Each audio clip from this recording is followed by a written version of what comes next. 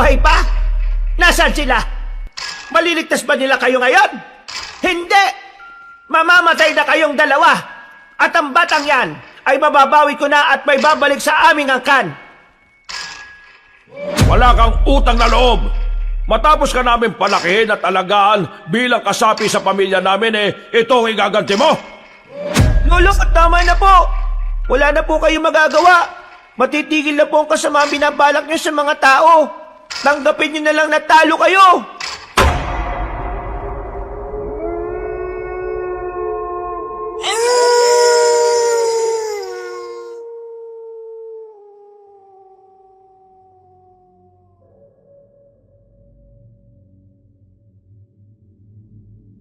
Mapagpalang araw sa inyong lahat mga kabangers. Nais ko lamang ibahagi ang isang karanasan na hinding-hindi mabubura sa isipan ko. Ito ay nangyari sa probinsya ng Romblon. Isang karanasan na muntikan ang magatid sa amin sa huling hantungan. Dahil kasi rito, napatunayan namin na bukod sa mga pangkaraniwang tao, may mga kakaibang nilalang palang naninirahan sa mga liblib na parte na kagubatan. Sa mga nangyari sa amin ay masasabi kong maswerte kaming nakaligtas. Pero habang buhay naming daladala ang takot at trauma na dinanas namin sa nakaraan.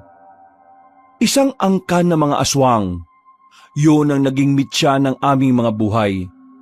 At kung papaano kami nakaligtas, yun ang inyong susubaybayan. Ako nga pala si Jericho. Kabanong mga kabangers at kayanggaw, ito ang aking kwento.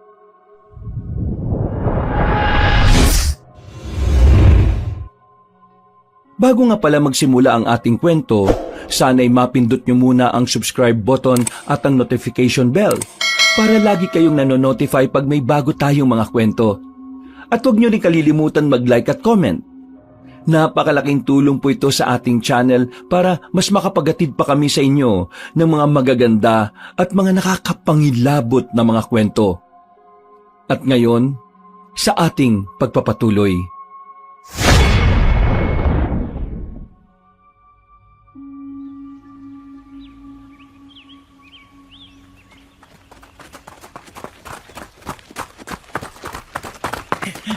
Wisit ka!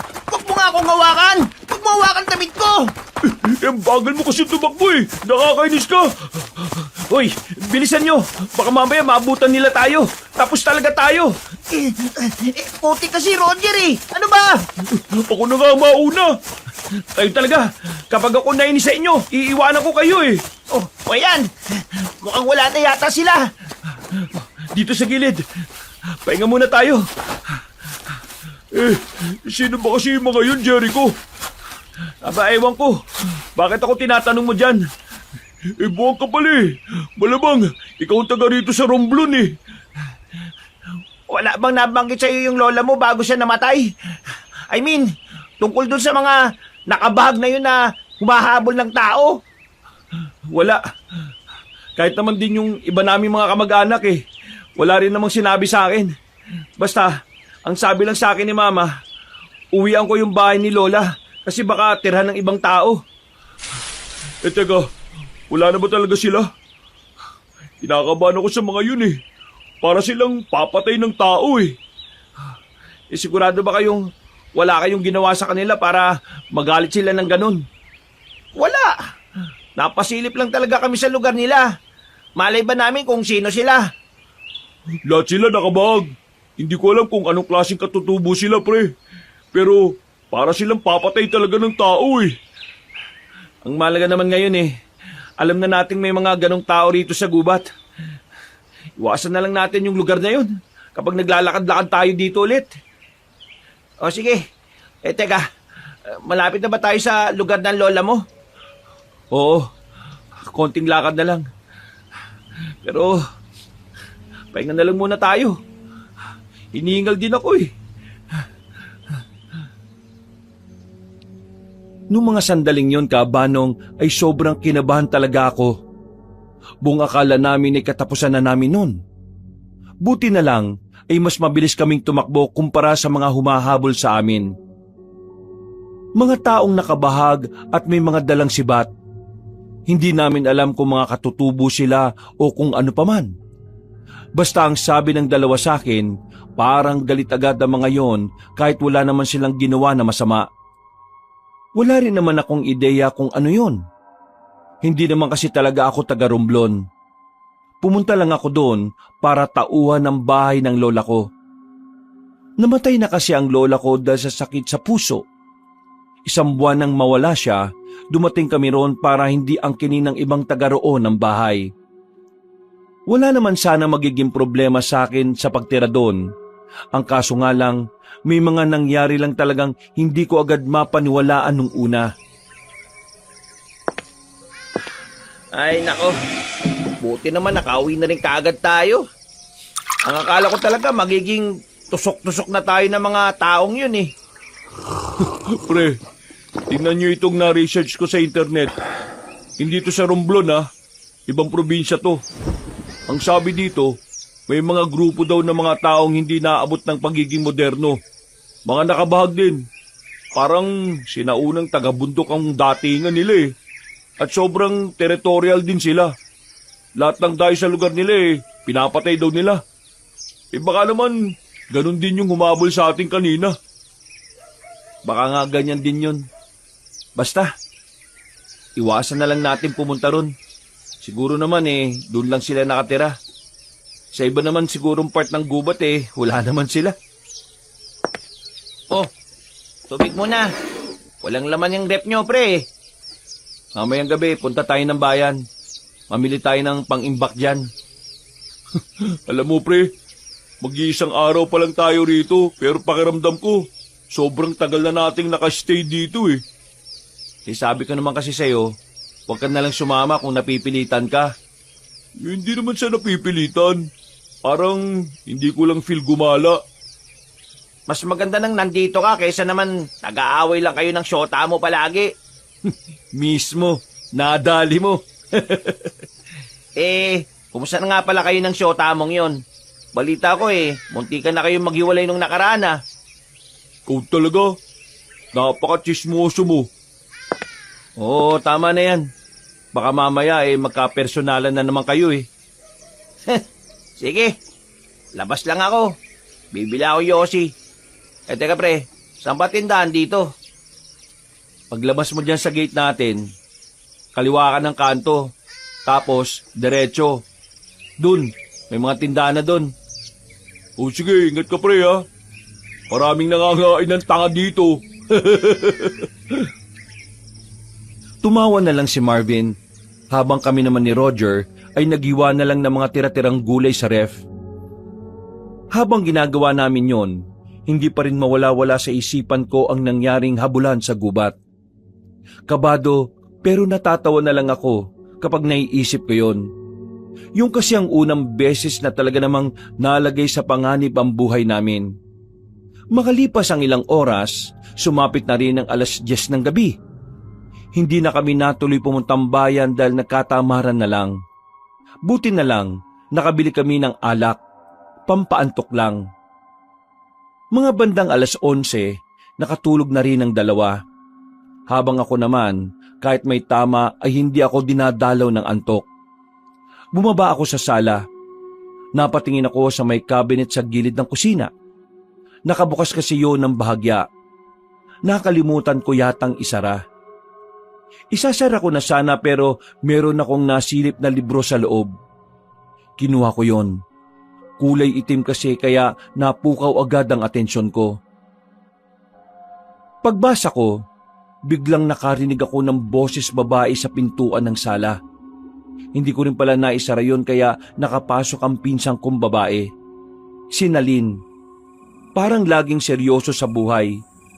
Hindi man lang marunong ngumiti.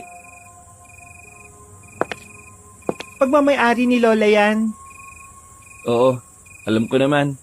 Hindi ko naman kukunin eh. Hindi naman kita pinagbabawalan eh. Mas maganda nga mabasa mo yan. Ha? Tungkol saan ba to? Wala namang nakalagay na pamagat eh. Basahin mo na lang. Marunong ka naman siguro magbasa eh, no? Malamang. Anong tingin mo sa akin? Ay, Jericho nga pala pangalan ko. Ikaw si Nalin, tama? Yung panganay na anak ni Tita Malen? Oo, ako nga sinalin. Ako din ang naglinis ng bahay na ito bago kayo dumating. Kaya sana maging malinis to palagi ngayong nandito na kayo. Huwag ka mag-alala. Hindi naman kami makalat na tao eh. Yang libro na yan, basahin at unawain mo. Diyan mo malalaman lahat ng naging karanasan ni Lola. Bakit? Nabasa mo na rin ba to? Ilang beses na. Mukhang marami akong malalaman dito ah. Kagaya na lang ng pagiging manunugis ni Lola. Manunugis? Paano manunugis? Ang dami mong tanong, magbasa ka na lang. Seryoso? Yan lang ang pinuntahan mo ngayong alanganing oras? Hindi. Makikihingi ako ng asin. Walang asin sa bahay eh. Walang pamare sa mangga. Asin? Sige, kuha ka na lang sa kusina. Babasahin ko na ito ngayon din.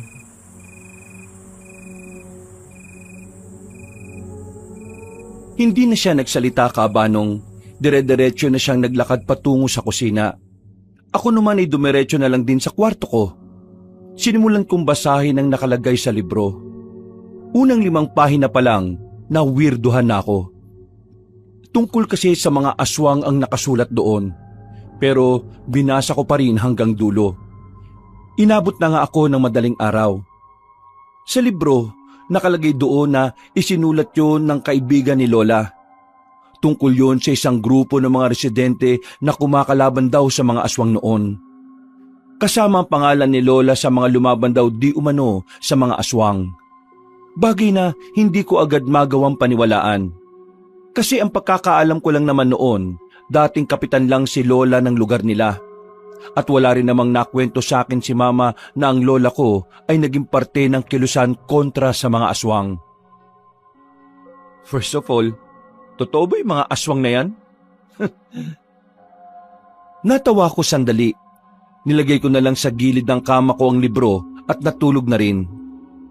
Mga bandang 8:00 ng umaga, ginising na ako ng 2. Rekta kaming pumunta sa palengke na walking distance lang din naman mula sa bahay. Pre, hanggang kailan nga ulit tayo rito? Bakit? Gusto mo na bang umuwi? Baliw, hindi. Parang gusto ko na nga tumira dito eh. Meron kasi siyang nakitang magandang babae dyan sa kabilang kanto. Kala niya papatulan siya eh. Eh bakit? Sino magandang babae? Basta maganda. Hindi ko alam pangalan eh. Hindi naman ako taga rito. Puro ka babae. Hindi ka naman sinasagot eh.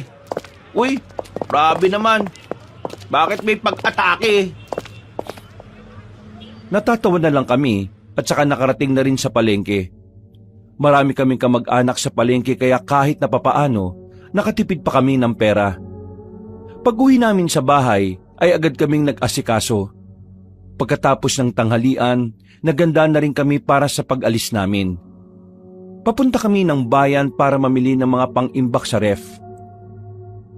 Habang nasa biyahe kami, may narinig kaming usapan ng mga estudyante. Tungkol daw yon sa isang aswang na nakita nila sa gubat.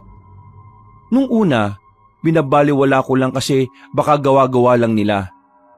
Pero noong may marinig akong pamilyar na salita mula sa kanila, agad kong naalala ang mga nabasa ko sa libro. Binanggit kasi nila ang pangalan ng samahan ng Kuko at Pangil. Yun ang samahan na sinasabi na kasali si Lola. Tatanungin ko sana ang 2 bata kung saan nila narinig ang samahan na yon, pero hindi ko na ginawa dahil baka pagtawanan lang ako ng 2 kong kaibigan. Nakarating kami ng bayan. Maraming tao. Parang Maynila rin. Pero di hamak na mas malinis sa mga pamilihan sa Romblon. Nung mga sandaling yon, kinalimutan ko na muna ang mga tungkol sa aswang. Sa isip-isip ko, hindi ko na nga dapat pinag-abalahan pa ang mga bagay na hindi ko naman sigurado kung totoo. Kanina dun sa kabila, may lumapit sa akin babae. May inaalok na kwintas. Pangontra daw sa masasamang elemento. Gaya na lang daw na aswang. Tapos, nagpresyo, 500 isa. Papisaan naman daw eh. Pero, hindi ako bumili. Baka mamaya, modus lang yun eh. Baka may iba pa siyang inaalok, hindi mo lang inalam. Eh malay ko, hindi naman ako taga dito eh.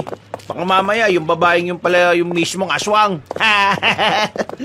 Aswang ang putik. Kakabasa mo siguro yun ng comics eh, no? Pero, seryoso ah, naniniwala ba kayo sa mga aswang? I mean, oo, napapanood natin dati sa mga palabas. Pero, minsan ba naisip nyo na totoo sila? Mukha ba akong naniniwala sa ganyan? Tingnan mo nga itong mukha na to. Eh ikaw Jericho, naniniwala ka ba na may mga aswang? Hindi.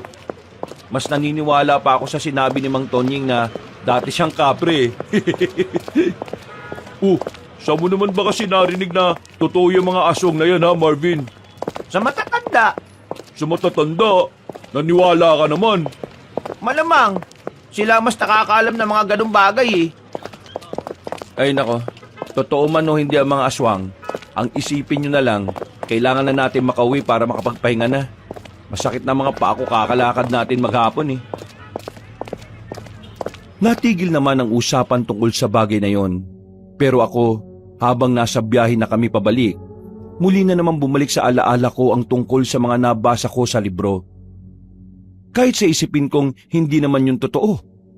Para bang may kaunting parte ng utak ko ang nagsasabing dapat akong maniwala doon. Makalipas lang ang ilang minuto, ay nakauwi na rin kami. Sakto namang naabot na namin si Nalin sa bakuran namin. Nagwawalis at sinusunog ang mga tuyong dahon. O Nalin, hindi mo naman kailangan gawin yan eh. Kami na sana ang gagawa niyan. Namili lang kami sa bayan. Hindi kasi ako mapakali kapag hindi ko ito nagagawa eh. Pre, kilala mo siya? Malamang, pinsan ko yan eh. Pinsan mo? Eh siya yung nakita kong maganda sa kanto eh. Miss, crush ka raw nitong kaibigan namin. Oh. Ay, para ka naman sira. Iya tuloy ako. Pasensya na. Wala kasi akong pakialam sa lalaki eh. Aray ko, busted ka agad. Nabasa mo na ba yung libro? Oo, nabasa ko na. Alam mo na siguro kung saan nagmula si... Tungkol dyan, pwede bang bukas na natin yung pag-usapan? Pasok ka muna sa loob, may dala kaming pagkain. Hindi na. Tatapusin ko na lang ito at uwi na rin naman ako sa amin. Ha? Sigurado ka? Oo, busog pa naman ako eh. Ay, siya nga pala. Itong dalawa kong kaibigan ay si Marvin. Ito namang isa ay si Roger. Hindi na nagsalita pa si Nalin. Ngumiti lang siya ng papilit. Pumasok na rin kami sa loob para may tuloy na ni Nalin ang ginagawa niya. Kabanong, naging maayos naman ang unang 5 araw namin sa Romblon. Kahit na papaano, masaya kaming gumigising sa umaga dahil palagi kaming may napapasyalan. Medyo kaklose na rin namin ang iba kong pinsan. Yun nga lang, may iba rin akong pinsan na talagang ayaw kong makakausap. Tono pa lang kasi ng pananalita, naiirita na ako. Mga akala mo kung sinong mayayaman butas naman ng mga brief. Pamumundok, yun ang kauna-unahan naming ginagawa habang naroon kami. At sa 5 araw na naming nagbabakasyon doon, marami na rin kaming napuntahan na gubat. At sa huli naming pinuntahang gubat, dito na nagbabago ang takbo ng aming buhay. Walang ya. Kakarating lang natin, saka naman sumama ang panahon. Ayos lang yan. Maglatag na lang tayo ng tent. May dala naman tayo eh. Hindi, kailangan na natin bumalik. Baka mas stuck tayo dito kapag malakas ang ulan na bumagsak. Eh sayang naman yung effort natin, pre. Wala pa nga tayong magagandang picture dito eh, oh. Mamili ka, magandang picture o magandang kabaong kapag nakidlatan ka dito. Ay, naku, malas naman. Sundin na lang natin si Jericho. Mas maganda nang sigurado tayong hindi tayo mapapahamak. Naglakad na kami noon, Kabanong. Pababa na sana kami ng bundok pero merong kaming nakasalubong na batang lalaki. Nakapaa siya pero maayos naman ang suot niyang damit at short. May sombrerong kulay blue. Maputi ang bata kaya ang unang naisip namin baka anak siya ng mayaman. Gagi mga pre, naliligaw yata ang batang to. Eh, anong gagawin natin dyan? Bata, nawawala ka ba? Nasaan ang mga kasama mo? Tulungan niyo po ako. So, nawawala ka nga. Tulungan niyo po ako makalis dito sa bundok. Tinatanong kita, nawawala ka ba o hindi? Nawawala po ako. Nako, paano to? Hindi naman natin pwedeng iwan lang yan dito, pre. Kapag may nangyari masama dyan, konsensya natin yan. Baka mamaya naman, modus yan ng mga rebelde ha. Baka mamaya dalin tayo niya sa kuta ng mga rebelde, pre. Para kang siraulo. Tigilan mo na nga yung kakapanood ng mga pelikula sa hapon. Kung ano-ano na lang pinagsasasabi mo eh. Tulungan niyo po ako. Nagmamakaawa po ako. Ano bang pangalan mo? Ako po si Rancho. Hanip pangalan mo ah. Pangmayaman ah. Okay, sige. Ganito gagawin natin. Sasama ka sa amin. At kapag nakababa na tayo, tutulungan ka naming lumapit sa barangay hall para matulungan din nila tayo na maghanap ng... Wag niyo po akong dadalhin sa barangay hall. Oh, bakit naman hindi? Pakiusap po. Wag niyo po akong dadalhin doon. Hindi. Dadaling ka namin sa kanila para matulungan ka naming makauwi sa inyo. Kung ayaw mo, bahala ka. Iwanan ka namin dito. Pero kasi po, Huwag ka na nga makulit.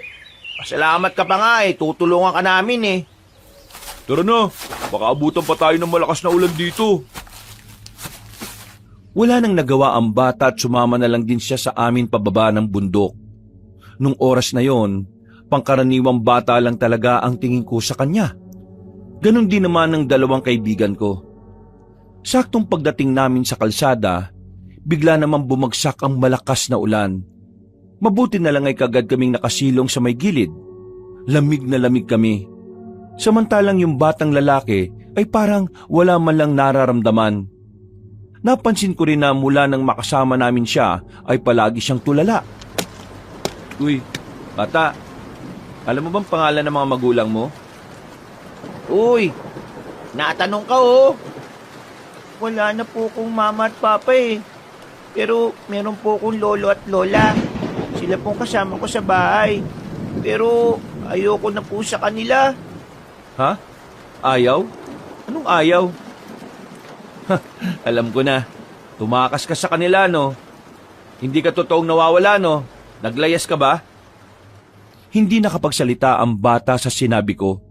Napayuko na lang siya kaya alam ko kagad na tama ang hinala ko. Nako, tumakas ka sa inyo. Bumalik ka na lang sa inyo. Baka isipin pa ng mga magulang mo, kinidnap ka namin. Kinidnap? Ano po yung kinidnap? Kinidnap? Yun yung kinuha ng isang tao ang isang bata nang walang paalam sa magulang. Tapos ibebenta sa sindikato at yung bata gagawin palaman sa siopaw. Uy, hindi sasasabi mo. Tinatakot mo pa yung bata eh. Talaga naman eh. Kung hindi siya uuwi sa kanila, baka ganun ang gawin sa kanya ng ibang tao. Kaya nga po ako sa inyo sumama kasi nararamdaman ko pong mabubuti kayong tao eh. Aba, marunong ka rin pala mambola ah. Teka, sandali. Bakit ka ba tumakas sa inyo? Pakiusap po, wag niyo na po akong ibalik sa kanila. Ayoko na po ron. Malupit po sila sa akin eh. Ano? Malupit? Bakit? Sinasaktan ka ba nila? Tumango-tango ang bata at bakas ang takot nito sa muka. Humawak siya sa pantalong ko. Nararamdaman ko ang panginginig ng kamay niya. Hindi dahil sa lamig ng ulan, kundi dahil sa pangamba na kanyang nararamdaman. Kapag binalik niyo po ako sa kanila, baka yun na po yung uling sandali ko. Kaya pakiusap po, wag niyo na lang akong ibalik sa mga tumatayong magulang sa akin. Naniniwala ba tayo dyan, mga pre? Mamaya sumabi tayo dyan, ha? Tingnan mo naman yung bata, pre, oh. Nanginginig at umiiyak na. Bata, ganito kasi yan no? Kapag hindi ka namin sinauli sa lolo't lola mo, at kapag nalaman nilang kami ang nakakita sa'yo, kami ang mapapahamak. Baka mamaya, kasuhan nila kami ng kidnapping. Kaya ang gagawin natin, ganito hihingi tayo ng tulong sa kinauukulan. Sa bayan, dadaling ka namin doon para kahit hindi kayo sorry sa bahay nyo, Merong magbabantay sa'yo. Alam mo, kaming tatlo kasi wala naman kaming alam sa pag-aalaga ng bata eh. Basta po, huwag niyo akong ibabalik sa lolo't lola ko. Huwag po. Sige, akong bahala. Hindi ka namin ibabalik sa kanila. Baka abutin na tayo na kinabukasan kung hihintayin pa nating tumigil yung ulan. Umaligo na lang kaya tayo para makabalik na tayo kaagad. Eh yung bata, paano? Ay bata, kaya mo bang maligo? Wag, hindi yan pwede. Kaya ko po. Sanay po ko sa lamig. Ha? Sigurado ka ba? Opo, sanay na sanay po ko. Malimig po kasi palagi sa kwarto ko, dun sa amin. Nilusong namin ang malakas na ulan. Yun na lang kasi ang tanging paraan para makauwi kami. Hindi kasi kami pwedeng manatili sa lugar na yon, lalo na't malakas-lakas din ang hangin. Binilisan na lang namin ang takbo namin. Meron kaming napakiusapan na tricycle kaya agad kaming nakasakay at nakabalik ng baryo. Lamig na lamig ako noon, Kabanong. Ganon din ang dalawa kong kaibigan. Pero yung bata, hindi. Hindi man lang nilamig si Rancho. Nagbanlaw naman kami kaagad pagka-uwi namin. At dahil wala naman kaming damit na pambata, yung mga damit ko na lang ang pinahiram ko sa kanya. Isang buong katawanan niya ang sakop nun. Oh, nasaan na yung bata? Nandun, sa kwarto ko. Doon ka na muna pinatulog. Inaantok daw eh. Kumain na ba yun? Hindi pa nga eh. Pero dinalan ko na ng pagkain para pagising niya eh, kakain na lang siya kagad. Pre, sigurado ka ba talaga sa gagawin natin? Baka kasi mamaya tayo pa mapasamaan yan eh. Eh, nandito na nga eh. Alam nga naman, iwan natin siya sa gubat kanina, di ba? Kaya nga gagawin natin ang tama. Pupunta tayo sa bayan at kakausapin natin kung sino pwede malapitan doon. Balik na yan sa kanila. Wag. Bakit wag? Eh paano kung totoong sinasaktan niya sa kanila? Eh di binalik mo lang din siya sa impyernong tinakasan niya. Oo, ramdam ko kanina yung takot ng bata eh. Nanginginig yung kamay niya sa kaba. Pakiramdam ko, totoo yung sinasabi niya. Hindi nagsisinungaling ang bata, pre. Bata, hindi nagsisinungaling. Eh ako nga, 5 taon pa lang, nagsisinungaling na ako eh. Ikaw yun. Bata pa lang, kampo ka na ng kadiliman eh. Kampo ng kadiliman ng putik. Pero may point ka, pre, ha? Mga siraulo. Basta, siguraduhin yung walang mangyayaring bulilyaso sa batang yan ha. Ayoko munang mapasok sa gulo. Huwag ka mag-alala. Magiging okay naman ang lahat eh. Basta, kausapin lang natin na maayos kung kanino natin siya iiwan. Mas lalong lumakas pa ang ulan ng mga sandaling yon, Kabanong. Bumalik na lang ako sa kwarto ko. Naabutan kong masarap ang tulog ng batang si Rancho. Umupo ako sa gilid. Nakita ko ulit ang libro ng lola ko. Bubuksan ko na sana ang libro nang magulat ako kasi biglang nagising si Rancho. Ano nga po ulit ang pangalan nyo? Uy! Tinulat mo naman ako bata eh. Jericho ang pangalan ko. Yung matangkad naman kanina si Roger. Tapos yung madaldal si Marvin. Kuya Jericho, naniniwala po ba kayo sa aswang? Ha? Bakit mo naman naitanong? Eh kasi po, binasa ko po yung unang pahina ng libro tungkol po sa aswang. Naniniwala po kayo sa aswang? Hindi ko alam eh. Ang sabi lang kasi ng pinsan kong babae, basahin ko raw to. Eh di binasa ko. Lahat nga nang nakalagay dito eh tungkol sa aswang. Pero hindi ko talaga magawang paniwalaan eh. Totoo po ang mga aswang, Kuya Jericho. Totoo? Paano mo naman nasabi? Sige nga. Marami na po kong nakitang ganyan sa amin eh. Ay nako, niloloko mo lang ako. Mga kawangis ng tao. Pero may mga kakaibang kakayahan. Malalakas, mabibilis, kayang magbago ng anyo bilang halimaw. Kumakain po sila ng tao at ang namumulan nilang mga mata, yun ang pinakanakakatakot. O sige, sabihin na natin totoo nga ang mga aswang. Nasaan naman kaya yung mga yun? Kadalasan po nasa gubat. Pero may isang angkan po ng mga aswang na mayaman. Bilyonaryo po. May mga negosyo po sa Maynila. Kaya hindi po talaga iisiping aswang sila. Kasi kung mamumuhay sila, parang kagaya rin po ng sa tao. Sa mga sinabing yun ni Rancho ay napaisip talaga ako sandali, Kabanong. Alam ko naman na mahirap paniwalaan ang sinasabi niya, pero pakiramdam ko, parang may kung anong bagay ang nagtutulak sa akin para tutukan ang bagay na yon. Palabas na sana ako ng kwarto ko para tumambay na lang sana sa sala, pero biglang may sinabi pa siya sa dulo. Kuya Jericho, marami pa sila at malapit na silang magbalik dito sa probinsyang to. Hindi na lang ako sumagot. Naglakad na lang ako palabas at bumaba ng sala. Pero aminado kong medyo nagulo ang utak ko dahil sa sinabi niya. Napansin naman yun ng dalawa pero hindi ko na lang sinabi sa kanila kung bakit. Wala. Pagod lang siguro. Tsaka masama ang pakiramdam ko.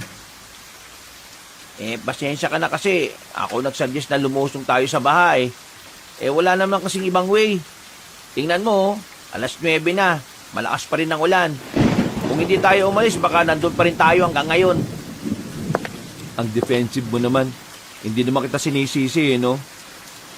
Kailan ba natin dadali sa bayan ng batang yun? Di kapag tumila na yung ulan, dali na natin siya sa bayan. Bukas, kung wala ng ulan. O bata, bakit nagising ka na? Gabi pa oh.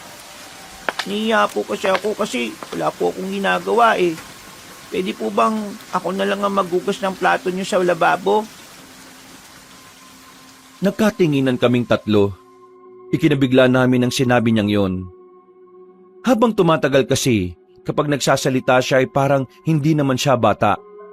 Parang hindi akma yung mga sinasabi niya sa edad niya.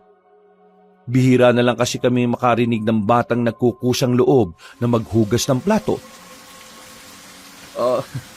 Wag na. Di ka naman dito kasambahay eh. Isa pa, bata ka pa.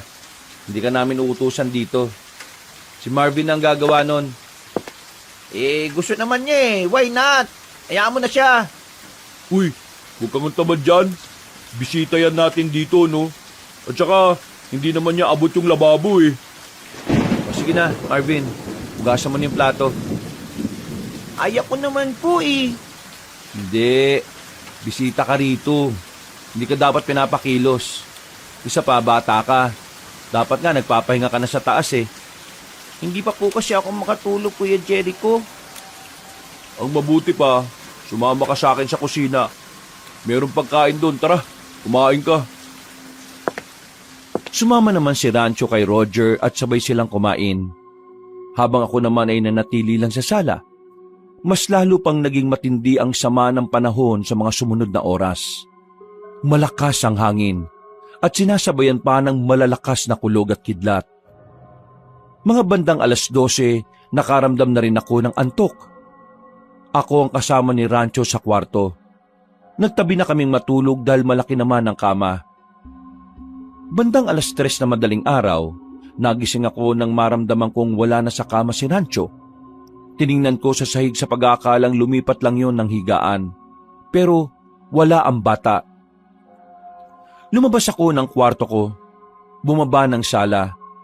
Pero wala rin doon si Rancho. Kaya kinabahan na ako, Kabanong. Binuksan ko ang ilaw. Napansin ko si Rancho sa labas ng bahay. Naroon siya sa tapat. May silungan naman doon kaya hindi siya nababasa ng ulan. Nakatayo lang siya at parang nakatingin sa malayo. Oh, Rancho, yung ginagawa mo dyan, di ba dapat natutulog ka na? Kuya, bakit po may masasamang nilalang sa mundong ito? Ha? Teka, bakit ganyan naman ang bungad mo? Sagutin mo tanong ko. Natatakot ako, kuya eh. Natatakot ako para sa inyo, sa mga tao. Paano kung dumating na ang mga masasama? Uy, ano ba yung sinasabi mo? 3:00 na ng madaling araw oh. Matulog ka na nga.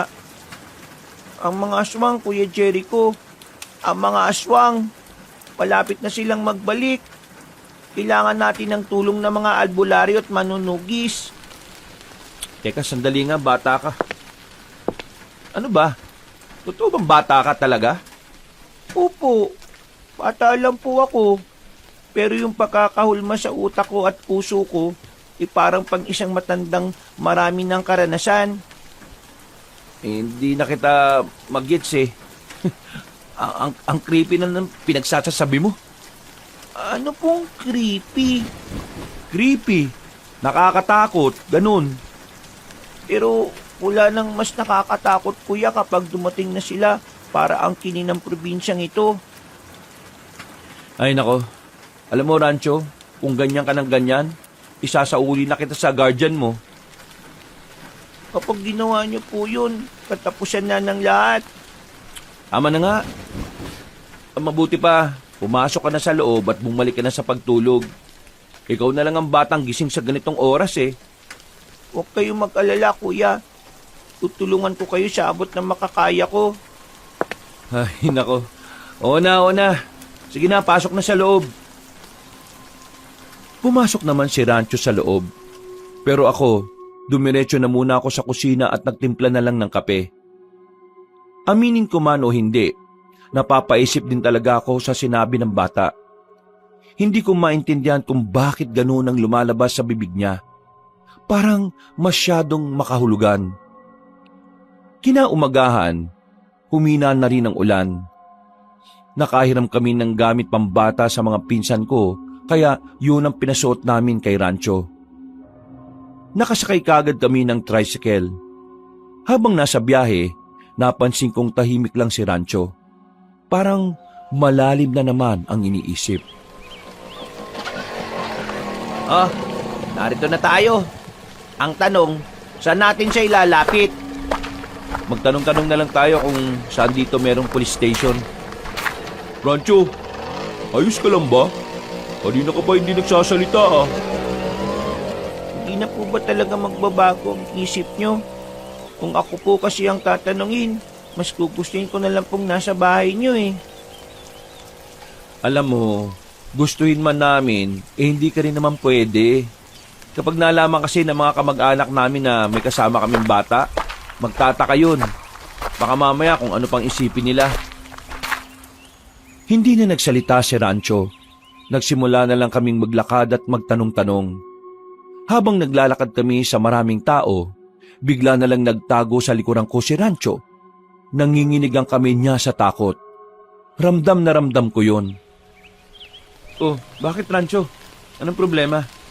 Kuya, huwag na po tayong tumuloy. Ha? Bakit? Yung mga lalaki pong yun, kukunin po nila ako. Napatingin kami sa grupo ng lalaking nakasuot ng mga itim na tuksido. Mga nakasalamin din ng itim. Matatangkad at parabang mga tauhan ng isang mafia. Tumakbo na si Rancho palayo sa amin. Sinundan namin siya at nakarating kami sa isang iskinita. Wala nang gaanong dumadaan na tao roon. Uy, ano ba nangyari? Bigla-bigla na lang kayong tatakbo. Pambira, sumakit tuhod ko dun ah. Matanda ka na kasi. Ha? Baka ikaw. Rancho, kilala mo ba yung mga lalaking yon? Sino ba yung mga yon? Tauhan po sila ni Lolo at Lole. Tauhan? Anong tauhan? Bakit? Mayaman ba kayo?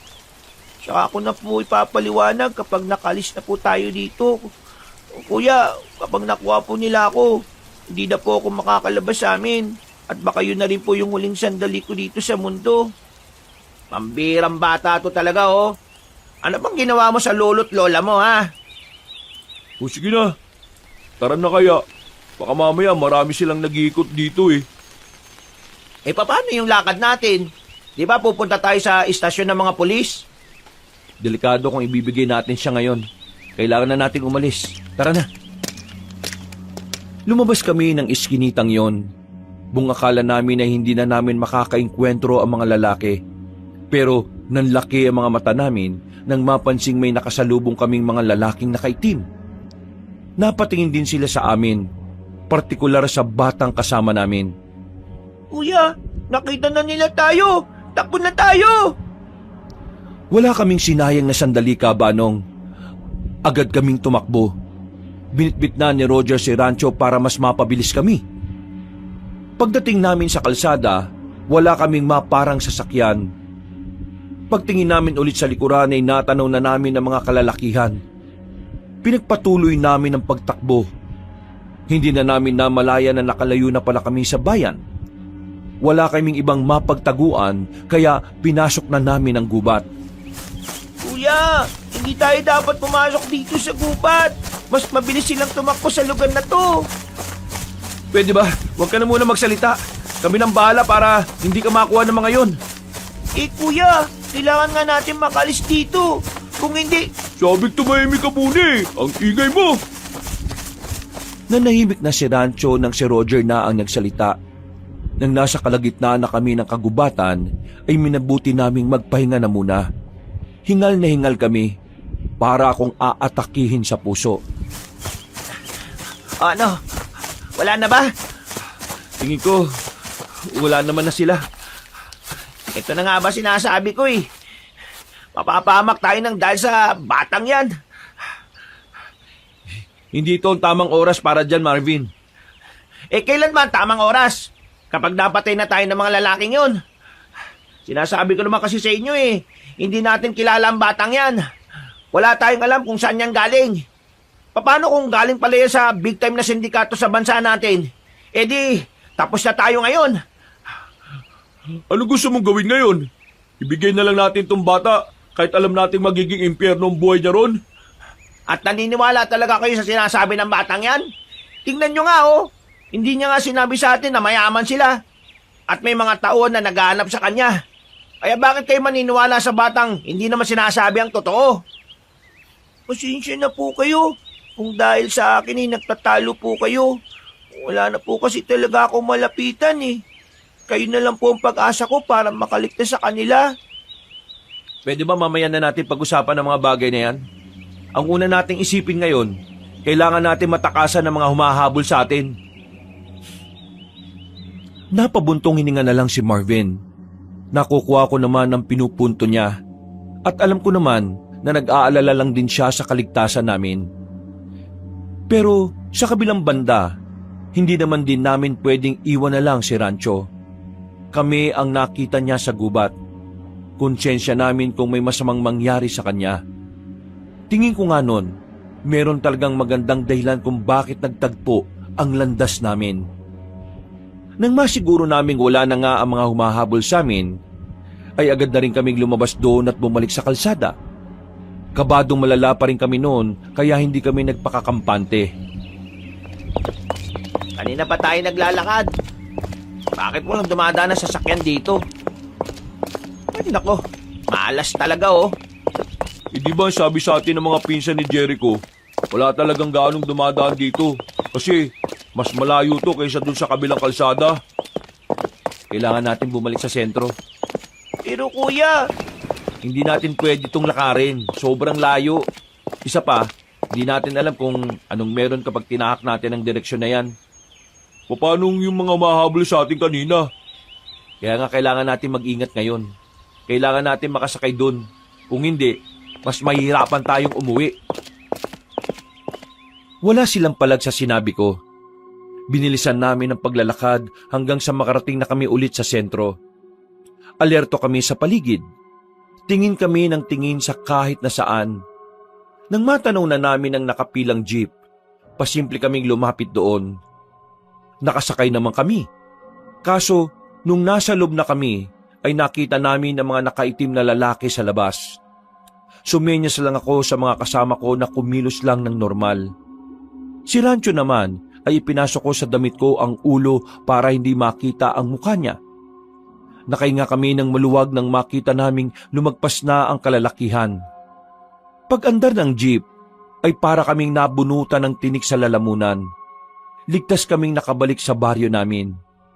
Nakita ng iba kong kamag-anak ang batang si Rancho pero hindi na lang namin kinausap ang mga yon. Dakong hapon, habang nagpapahinga kami para makarecover sa mga nangyari, biglang dumating naman si Nalin, ang pinsan kong dating nangangalaga ng bahay. Napatingin agad siya kay Rancho. Si Rancho naman ay nakaramdam ng pagkailang kaya agad siyang umakyat sa itaas. Natakot yata sa iyo yung bata. Sino yung batang yun? Ayon? Wala. Si Hindi gusto ni Lola na may ibang tao dito, maliban sa mga kaibigan mo. Oo. Kalma. Si Rancho lang yun. Anak ni Marvin. Ha? Anak ko? Si Rancho? Oo. Anak ko nga. Dinala ko na rito kasi walang makakasama sa bahay eh. Nagpaalam ka ba sa asawa mo? Wala naman siya magagawa dahil ako ang bata sa bahay namin. Mag-usap tayong dalawa. Uy, teka. Tayo? Crush pa rin naman kita kahit na hindi ka ang gusto ko makausap. Jericho, sumama ka sa akin sa labas. Ha? Ako? Nauna nang naglakad si Nalin palabas. Agad din naman akong sumunod sa kanya. Hindi ko alam kung bakit weirdo ang kinikilos ni Nalin noong mga sandaling yon. Seryoso lang siyang nakatingin at parang inaalam kung ano ang una kong sasabihin. Bakit? Ano bang problema? Tukol ba ron sa anak ni Marvin? Saglit lang naman yun sila. Aalis din sila kaagad. Hindi mo ako maloloko.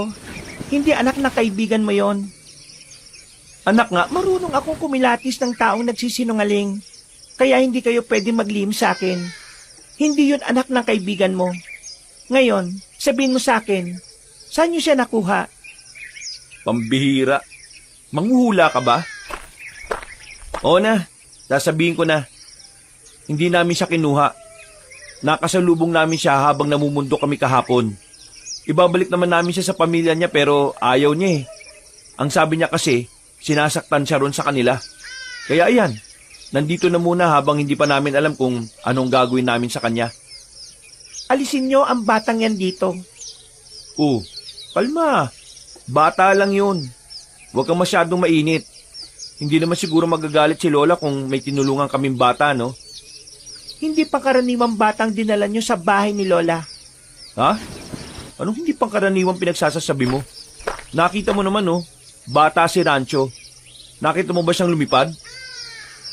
Gusto mo ba siyang makitang gumapang ng mabilis? Teka. Iba na yata sinasabi mo eh. May problema ka ba sa pagtira ko rito? Wala. Ang sinasabi ko, yung batang nasa bahay ni Lola. Hindi niyo siya kilala. Nilagay niyo lang sa alanganin ng buhay niyo. At madadamay pang ibang tao sa ginawa niyo. Ano ba kasi talagang sinasabi mo? Paano mo nasabing hindi pangkaraniwan si Rancho? Ang batang yon ay isang aswang. Sandali akong napatigil sa sinabi niya, Kabanong. Hindi agad yung pumasok sa utak ko. Akala ko nung una ay binibiro lang ako ni Nalin. Pero wala sa itsura niya ang ganong gawain. Kaya sa mga sandaling yon, unti-unti na rin akong naging seryoso. Teka, aswang? Tama ba narinig ko? Aswang ang batang yon. Sinasabi ko sa'yo, hindi siya nararapat dito. Hindi nyo alam kung gaano kabangis ang batang pinasok nyo sa bahay na yan. Hindi ako naniniwala. Bigyan mo nga ako ng katunayan na aswang nga siya. Sige, kunin mo ito. O ano naman yan? Pansabit sa pintuan. Ilagay mo ron. Kapag hindi siya nakapasok sa kwarto, ibig sabihin, tama ang sinasabi ko. At kung totoong aswang nga yung batang yon, Kailangan yung umiwas sa kanya. Dalawa lang yan. Mapapahama kayo dahil sa kanya o mapapahama kayo dahil sa pamilya niyang naghahanap sa kanya. kinuha ko ang sinulid ng merong tuyong bawang sa dulo. Pagkatapos, naglakad na rin siya paalis. Nung sandaling yung, Kabanong, medyo naguguluhan pa rin ako. Pero hindi ko maintindihan kung bakit parang apektado ako sa mga sinasabi niya. Kinakabahan ako. Naiisip ko palang na totoong aswang ang batang yon ay kinikilabutan na ako. Para malaman ko ang katotohanan, pumasok na ako sa bahay. Pumunta ako sa kwarto ko. Saktong nakasarado ang pinto at nasa loob si Rancho. Isinabit ko ang tuyong bawang sa itaas ng pintuan. Rancho, labas ka na dyan. Magmimerienda na tayo. Lalabas na sana siya pero bigla siyang napatigil. Napatingala sandali sabay iwas agad ng tingin. Hindi siya nagsasalita. Sa puntong ito, kinabahan na ako pero hindi ko lang pinapahalata. Oh, bakit? Anong problema? Ayaw mo bang kumain? Susunod na po ako, Kuya Jericho. Una ka na po sa baba. Bakit? Anong problema? May gagawin ka pa ba? Halika na, sumama ka na sa akin. Tara na. Mauna na po kayo. Huminga ako ng malalim. Pilit kong kinakalma ang sarili ko ng mga sandaling yon. Sa pagkakakumpirma ko sa katotohanan, parang nagbagong tingin ko sa bata. Kinakabahan at natatakot ako sa pwedeng mangyari sa amin. Pero hindi ko rin naman maintindihan kung bakit parang hindi ko naiisip na tugisin ang batang yon. Nauna akong bumaba ng sala. Nagulat na lang ako nang manggaling sa labas si Rancho.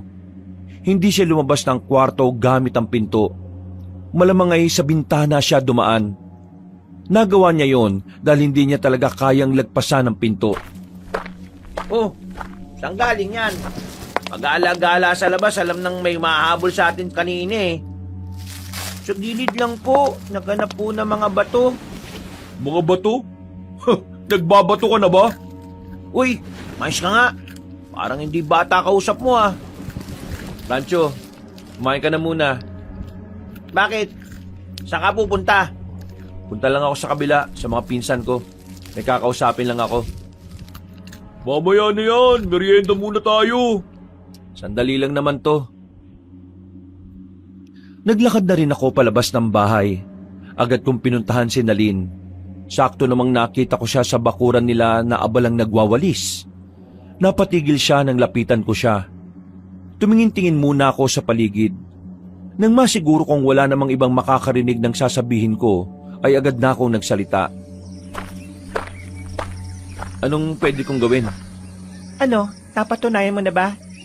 Oo, pero nalilito pa ako kung anong gagawin ko eh. Hindi ko kasi maramdaman na may panganib na dala sa amin si Rancho eh.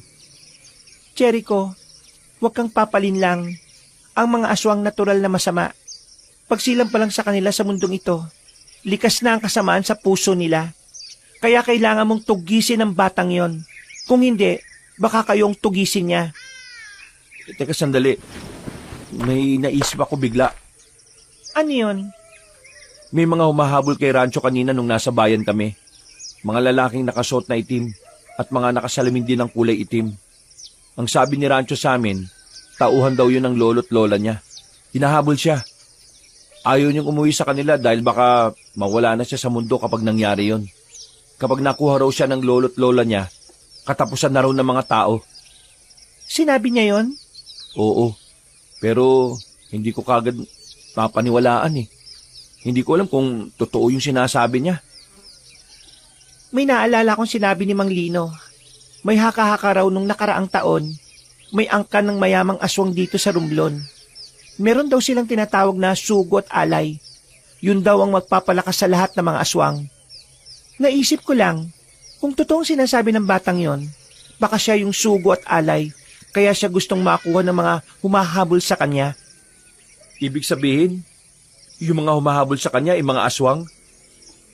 Teka nga, bakit parang naniniwala ka sa sinasabi niya? Sabi mo kapag aswang hindi dapat paniwalaan. Kasi, nagtutugma yung sinasabi niya sa sinabi ni Mang Lino. Sino naman tong Mang Lino na to?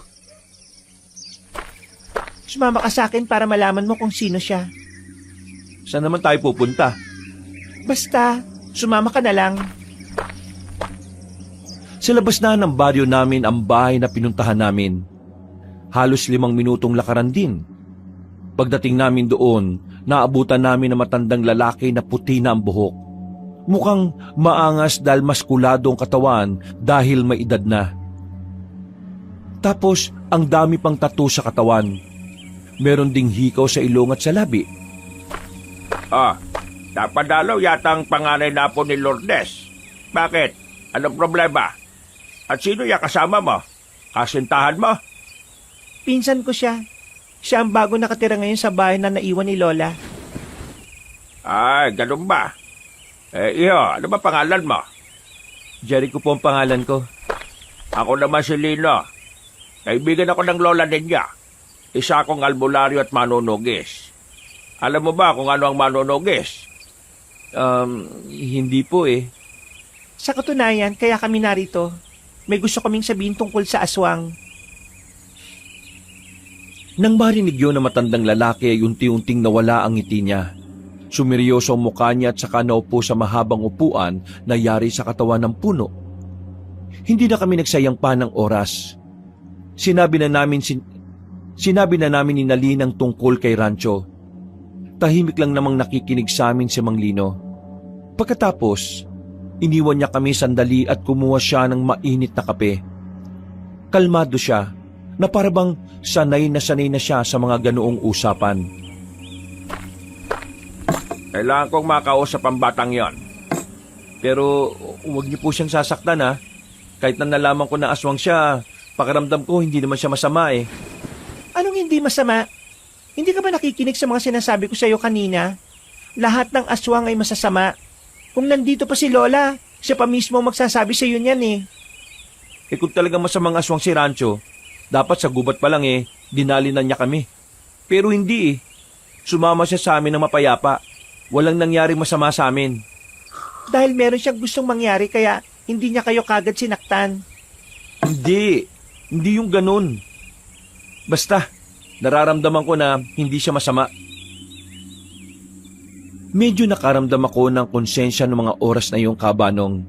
Aminado kong pinag-isipan ko rin naman ng masama si Rancho. Nagbago ang tingin ko sa kanya pero kapag iniisip ko yung pakiramdam na kasama siya, doon ko napagtanto na hindi siya gaya ng ibang aswang. Kumalma muna kayo. Huwag ka mag-alala, iha. Kung walang gagawing banta ang batang yon, wala naman akong gagawin. Basta, kailangan ko na muna siyang makausap. At kailangan ko munang malaman kung ano ang nalalaman niya. Tumutugma kasi siya sa mga haka-hakang nasasagap ko noong nakaraang taon. Gusto ko lang namang malaman talaga kung totoong haka-haka. Kung totoong may mayamang angkan pa rin ang aswang dito sa Romblon. Mang Lino, delikadong naiisip niyo.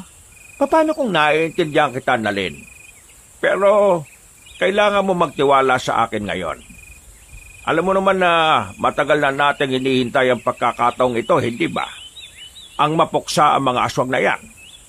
Hindi natin hahayaan na masira ang pagkakataong ito. Gagamitin natin ang batang yon para mahanap ang iba pang mga aswang. Hindi na nakapagsalita pa si Nalin, pero baka sa mukha niya ang inis dahil hindi napakinggan ang gusto niyang mangyari. Ako naman, tahimik lang ako habang naglalakad pabalik. Napagkasunduan namin na dadaling ko si Rancho sa bahay ni Mang Lino pagsapit ng gabi. Pero hindi ko magawang hindi kabahan. Inisip ko kasi na baka biglang may gawin si Mang Lino kay Rancho. Pero kahit na may pag-aalinlangan, naisip kong dapat akong makiisa sa gusto ni Mang Lino. Hindi rin naman kasi ako nakakasiguro na talagang walang gagawin si Rancho. Ang tanging basehan ko lang ng pagiging mabuti ng bata ay walang iba kundi ang pakiramdam ko lang. Malapit ang maluto to ha. Kakain na lahat. Wala nang pateka-teka ha. Narinig ko ang sigaw ni Roger mula sa kusina, habang ako naman tahimik lang na nakatambay sa tapat ng pintuan. Malalim ang iniisip.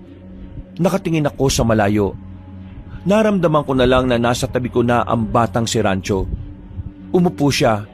Napatingin naman ako sa kanya at nakita ko ang nakangiti niyang muka. Oh, bakit ka nakangiti? Kasi tingin ko, hindi na po kailangan magsinungaling. Ha? Anong ibig mo sabihin? Yung nakasabit sa pintuan, nilagay niyo po ba yon kasi nagdududa kayo sa akin? Yung alin? Kaya po ba wala kayo sa sarili ngayon kasi iniisip niyo ako? Natatakot na po ba kayo sa akin? Nababahala? Nangangamba? Kinikilabutan? Ano ba pinagsasabi mo? Sinundan po kita kanina, Kuya Jericho. Kasama mo si Ate Nalin. Yung pinsan mong una pa lang, alam na niya ang sikreto ko. Alam ko na kung ano ka? Opo, Kuya Jericho. Sa pagsabit mo pa lang ng tuyong bawang sa pintuan, alam ko na kaagad eh. Huwag kang maingay sa iba. Huwag muna nating ipaalam kay Marvin at Roger. Hindi natin alam kung ano ang magiging reaksyon nila eh. Ikaw po, ano pong naisip niyo sa akin? Nung una, nagtaka, nahiwagaan, at nagbago talaga ang tingin ko sa'yo. Natakot ako. Kasi base sa librong mga nabasa ko, ang mga aswang daw ay mababangis. Pero nawala yun. Kasi wala naman ako nararamdaman na panganib sa'yo eh. Kaya pakiramdam ko, hindi ka namang gaya ng ibang aswang na masama. Alam mo, nabibigla ako sa mga nangyayari eh. Hindi ako makapaniwala na totoo ang mga kagaya mo. Kaya ganito ako ngayon.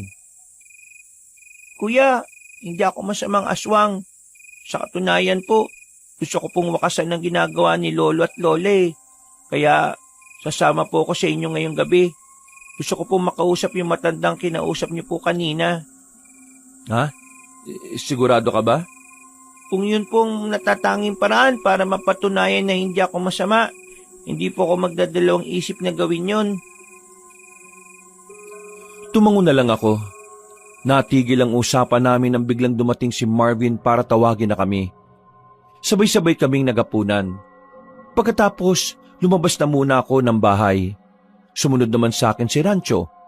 Pasimple kaming umalis ng bahay nang walang kamalay-malay ang dalawa. Habang naglalakad, ay nakasabay na rin namin si Nalin. Masama ang tingin niya kay Rancho. Wala pa rin siyang tiwala sa bata. Malayo-layo pa kami sa bahay ni Mang Lino nang biglang may natanong nga kami mga lalaking nakaabang. Nakatayo sila sa gilid ng poste ng ilaw. Nang makita nila kami, nagsimula na rin silang maglakad palapit sa amin. Si Lola, kasama nila si Lola. Ha? Lola mo yon? Kailangan po natin tumakbo, bilis! Puntahan natin si Mang Lino. Tayo na! Umikot na lang tayo sa kabila. Wala kaming ibang nagawa kundi ang tumakbo, Kabanong. Hindi na kami nakabalik sa baryo namin dahil may mga aswang ding nanggaling doon. Kaya ang ginawa ko, binuhat ko na si Rancho. Sinundan namin si Nalin dahil mas kabisado niya ang gubat. Dapat, hindi tayo dumaan dito. Mas mabilis sila kapag maraming puno. Manahimik ka nga muna. Mas lalo nila tayong masusundan kung maririnig nila ang boses mo. Pero, hindi ka ba nakakaintindi? Tahimik! Habang kumakaripas pa kami ng takbo, nararamdaman ni Rancho na nakasunod pa rin sa amin ang mga kauri niya. Makalipas lang ang ilang minuto, nakalabas na rin kami ng gubat. Nasa kalsada na kami. Kaunting takbo na lang ay mararating na namin ang bahay ni Mang Lino. Ang kaso, biglang dumating ang mga aswang at humarang sila sa daraanan namin. Meron sa harapan, meron din sa likuran. Kasama nila ang matandang makapalang buhok na parang pugad ng ibon. Magaling! Magaling, magaling! Kaya pala ang hirap-hirap mong hanapin dahil meron pumoprotekta sa iyong bata ka. Ayoko na pong umuwi ng bahay. Ayoko na po sa inyo. Ayahan niyo na po ako mabuhay na wala sa inyo. At sino nagsabi na pwede mangyari ang gusto mo? Hindi mo pwedeng takasan ang kapalaran mo. Hindi mo pwedeng talikuran ang obligasyon mo sa angkan natin. Ikaw ang sugo at alay. Kaya wala kang karapatan na tanggihan ang sinasabi ng propesiya. Ikaw ang magbibigay ng walang hanggang buhay sa amin. Ang iyong dugong bughaw. Hindi ba kinaawa sa batang to? Masyado pa itong bata para gawin yung kasangkapan sa mga pansarili niyong interes. Manahimik ang tao ka. Wala kang alam dito. Isang malaking pagkakamali na nakialam ka sa problemang ito. Meron kayong balak na maghari-harian sa probinsyang ito. Hindi namin hahayaang mangyari yun. At anong magagawa mo? Buhay pa ang samaan ng mga albularyo at manunugis. Kaya huwag kang maging kampante na magagawa niyong lahat ng mga binabalak ninyo. Buhay pa? Nasaan sila? Maliligtas ba nila kayo ngayon? Hindi! Mamamatay na kayong dalawa. At ang batang yan ay mababawi ko na at may babalik sa aming angkan. Lola, ayahan niyo na po ko. Huwag mo akong tawagin Lola. Hindi kita kadugo. Hindi ka namin na po.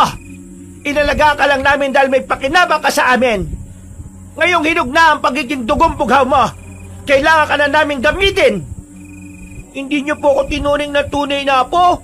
Hindi niyo po ba ako minahal kahit na kaunti? Anong klaseng tanong yan? Malamang hindi!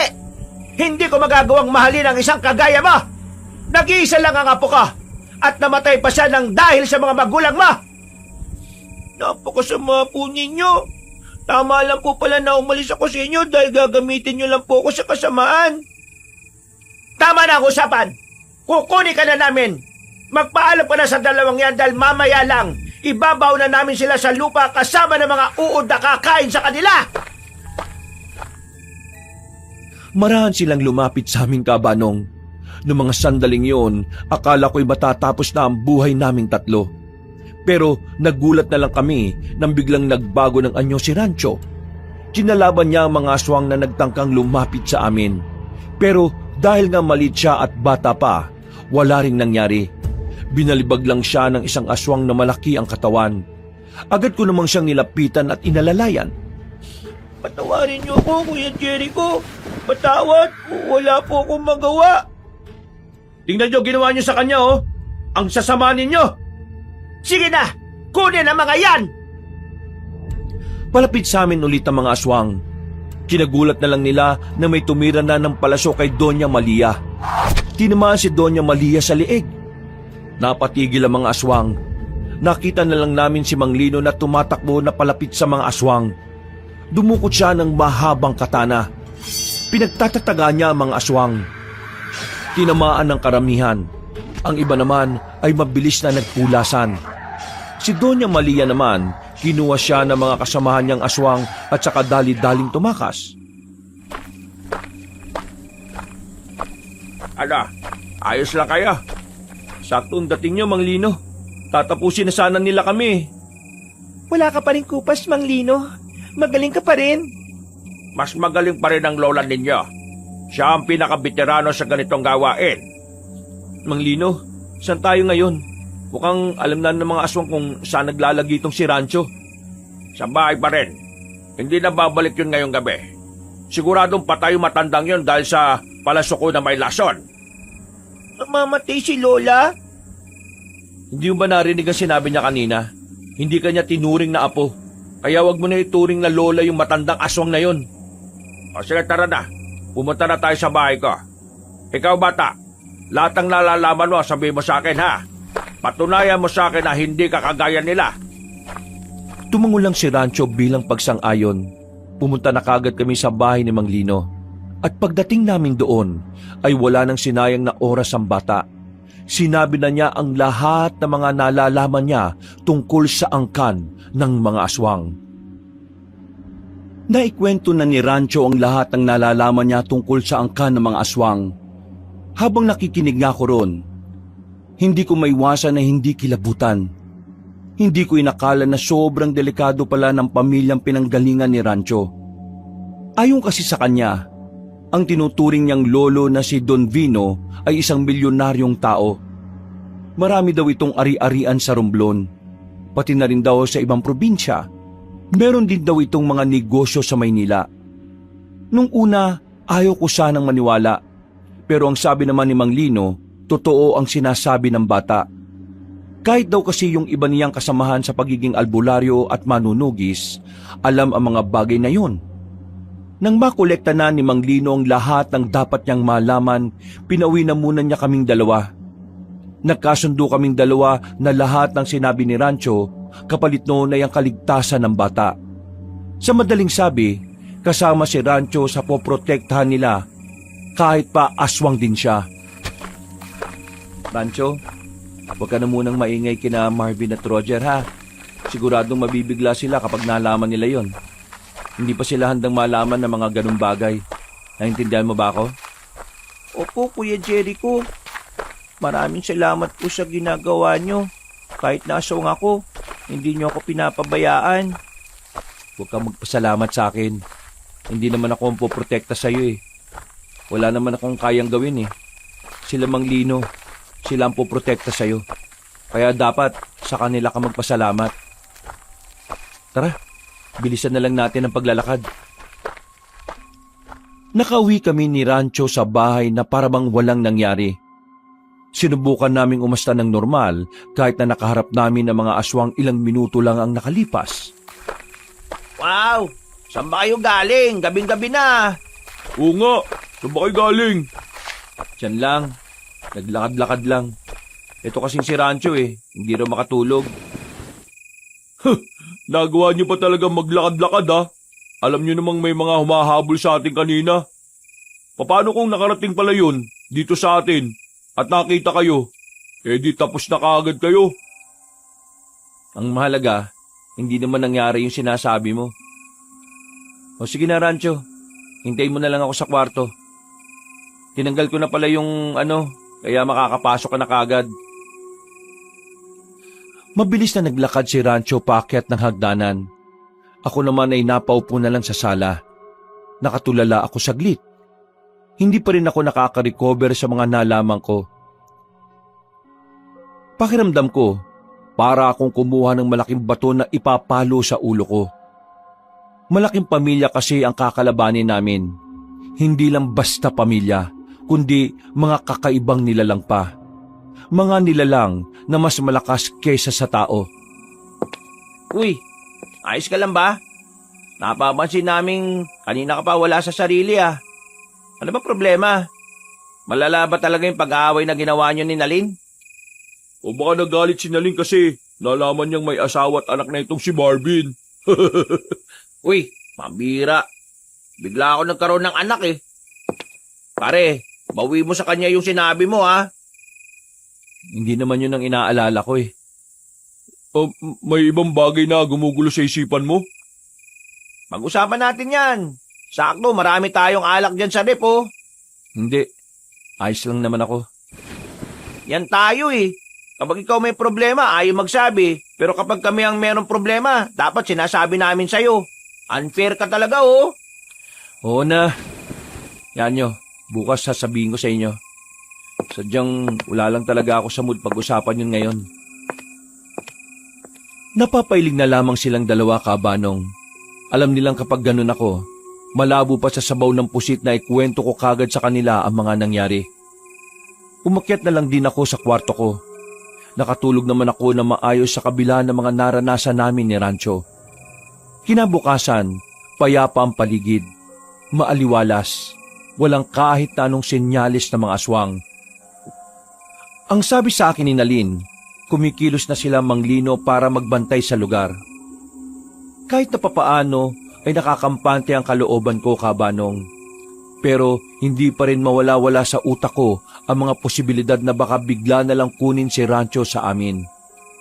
Kabanong, inaamin ko na nung mga sandaling yon ay parabang mas lalong naging mahalaga sa akin ang batang yon. Siguro dahil alam kong hindi ko naranasang magkaroon ng batang lalaki na kapatid na mas bata pa sa akin.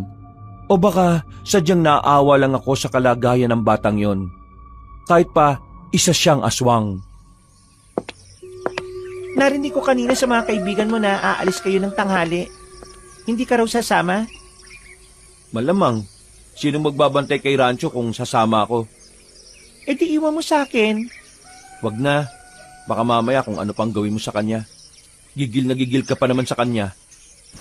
Jericho, mag-isip ka nga. Hindi pwedeng palagi mo kasama si Rancho. Sa oras na ikaw ang matsyempohan ng mga aswang, patay ka talaga. Payo din sa akin ni Mang Lino, ako magbabantay sa bata. Kahit na papaano may alam naman ako kung papaano papalagan ng mga aswang. Marunong kang lumaban sa mga aswang? Oo.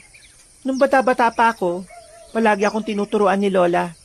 Ako lang naman kasi ang interesado sa lahat ng apo niya Kaya huwag ka mag-alala. Kaya kong protektahan ng batang yon. Hindi ko siya pwedeng saktan. Kailangan namin si Rancho. Hindi rin siya pwedeng patayin ng mga manunugis. Ha? Bakit hindi naman pwede? Yung totoong gustong makuha ng mga aswang sa kanya ay hindi yung dugo niya, kung hindi espiritu na nakatago sa loob ng katawan ni Rancho. Teka, anong espiritu? Ano yun? May sapi? Ang sabi ni Mang Lino, isang sinaunang espiritu ng aswang ang gumagala-gala pa nung una pang panahon. Pumasok daw yun sa katawan ng mga aswang na sariwa pa. Yun ang gustong makuha ng mga aswang ngayon, kaya nila gustong kunin si Rancho. Sinabi lang nila na dugo ni Rancho ang kailangan nila para isipin ng mga manunugis na kaya pa rin nila ang mga aswang. Pero ang totoo, kapag nakuha nila yung espiritu ng sinaunang aswang sa katawan ni Rancho, doon na magsisimula ang kalbaryo nating lahat. Kaya bawal patayin si Rancho. Kasi kapag namatay si Rancho, aalis ang espiritu ng sinaunang aswang sa katawan niya. At kapag nangyari yon, mas mahihirapan na naman sila Manglino na malaman kung saan ang espiritu ng sinaunang aswang na yon. Teka. Bakit mo lang to sinasabi sa akin? Hindi rin naman to sinabi ni Mang Lino Baka naman gawa-gawa mo lang to Anong akala mo sa akin, baliw?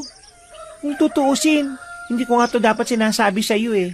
Kasi ang sabi ni Mang Lino, ako lang daw dapat ang nakakaalam sa pamilya natin. Kasi ako lang naman ang may kaalaman sa mga aswang eh.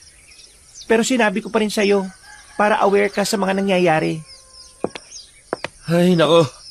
Sumasakit ang ulo ko sa dami ng nalalaman ko Ang bihira naman buhay to Kaya nga makinig ka na muna sa akin. Kung talagang malaga sa'yo ang batang yan, iwan mo na siya. Sumama ka sa kanila. Kailangan mo kumilos ng normal. Sigurado ako sa ngayon, magpapadala ng aswang yung pinuno nila para hanapin ang sino mang nagpoprotekta kay Rancho. Mas maganda ng ako ang isipin nila kesa ikaw. Baka mapahamak pa kayo magkakaibigan. Hindi na ako nagsalita pa, Kabanong. Napagtanto ko naman na tama naman ang sinasabi ni Nalin.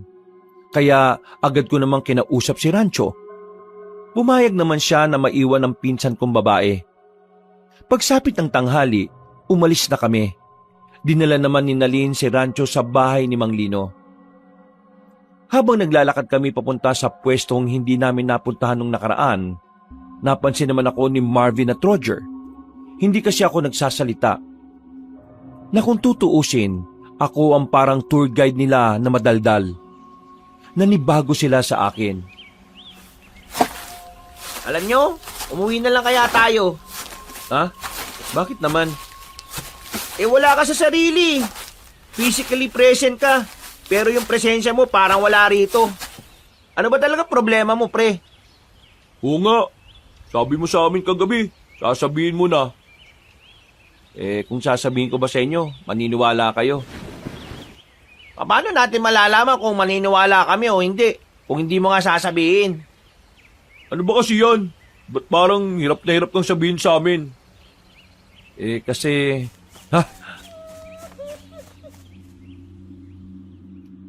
Hindi ko na ituloy ang sasabihin na makarinig kami ng mabibilis na yabag na mga paa. Meron ding umiiyak na boses.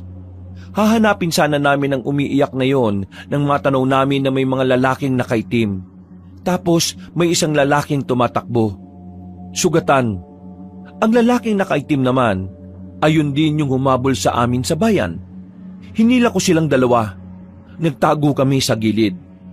Pinanood lang namin kung ano ang mangyayari.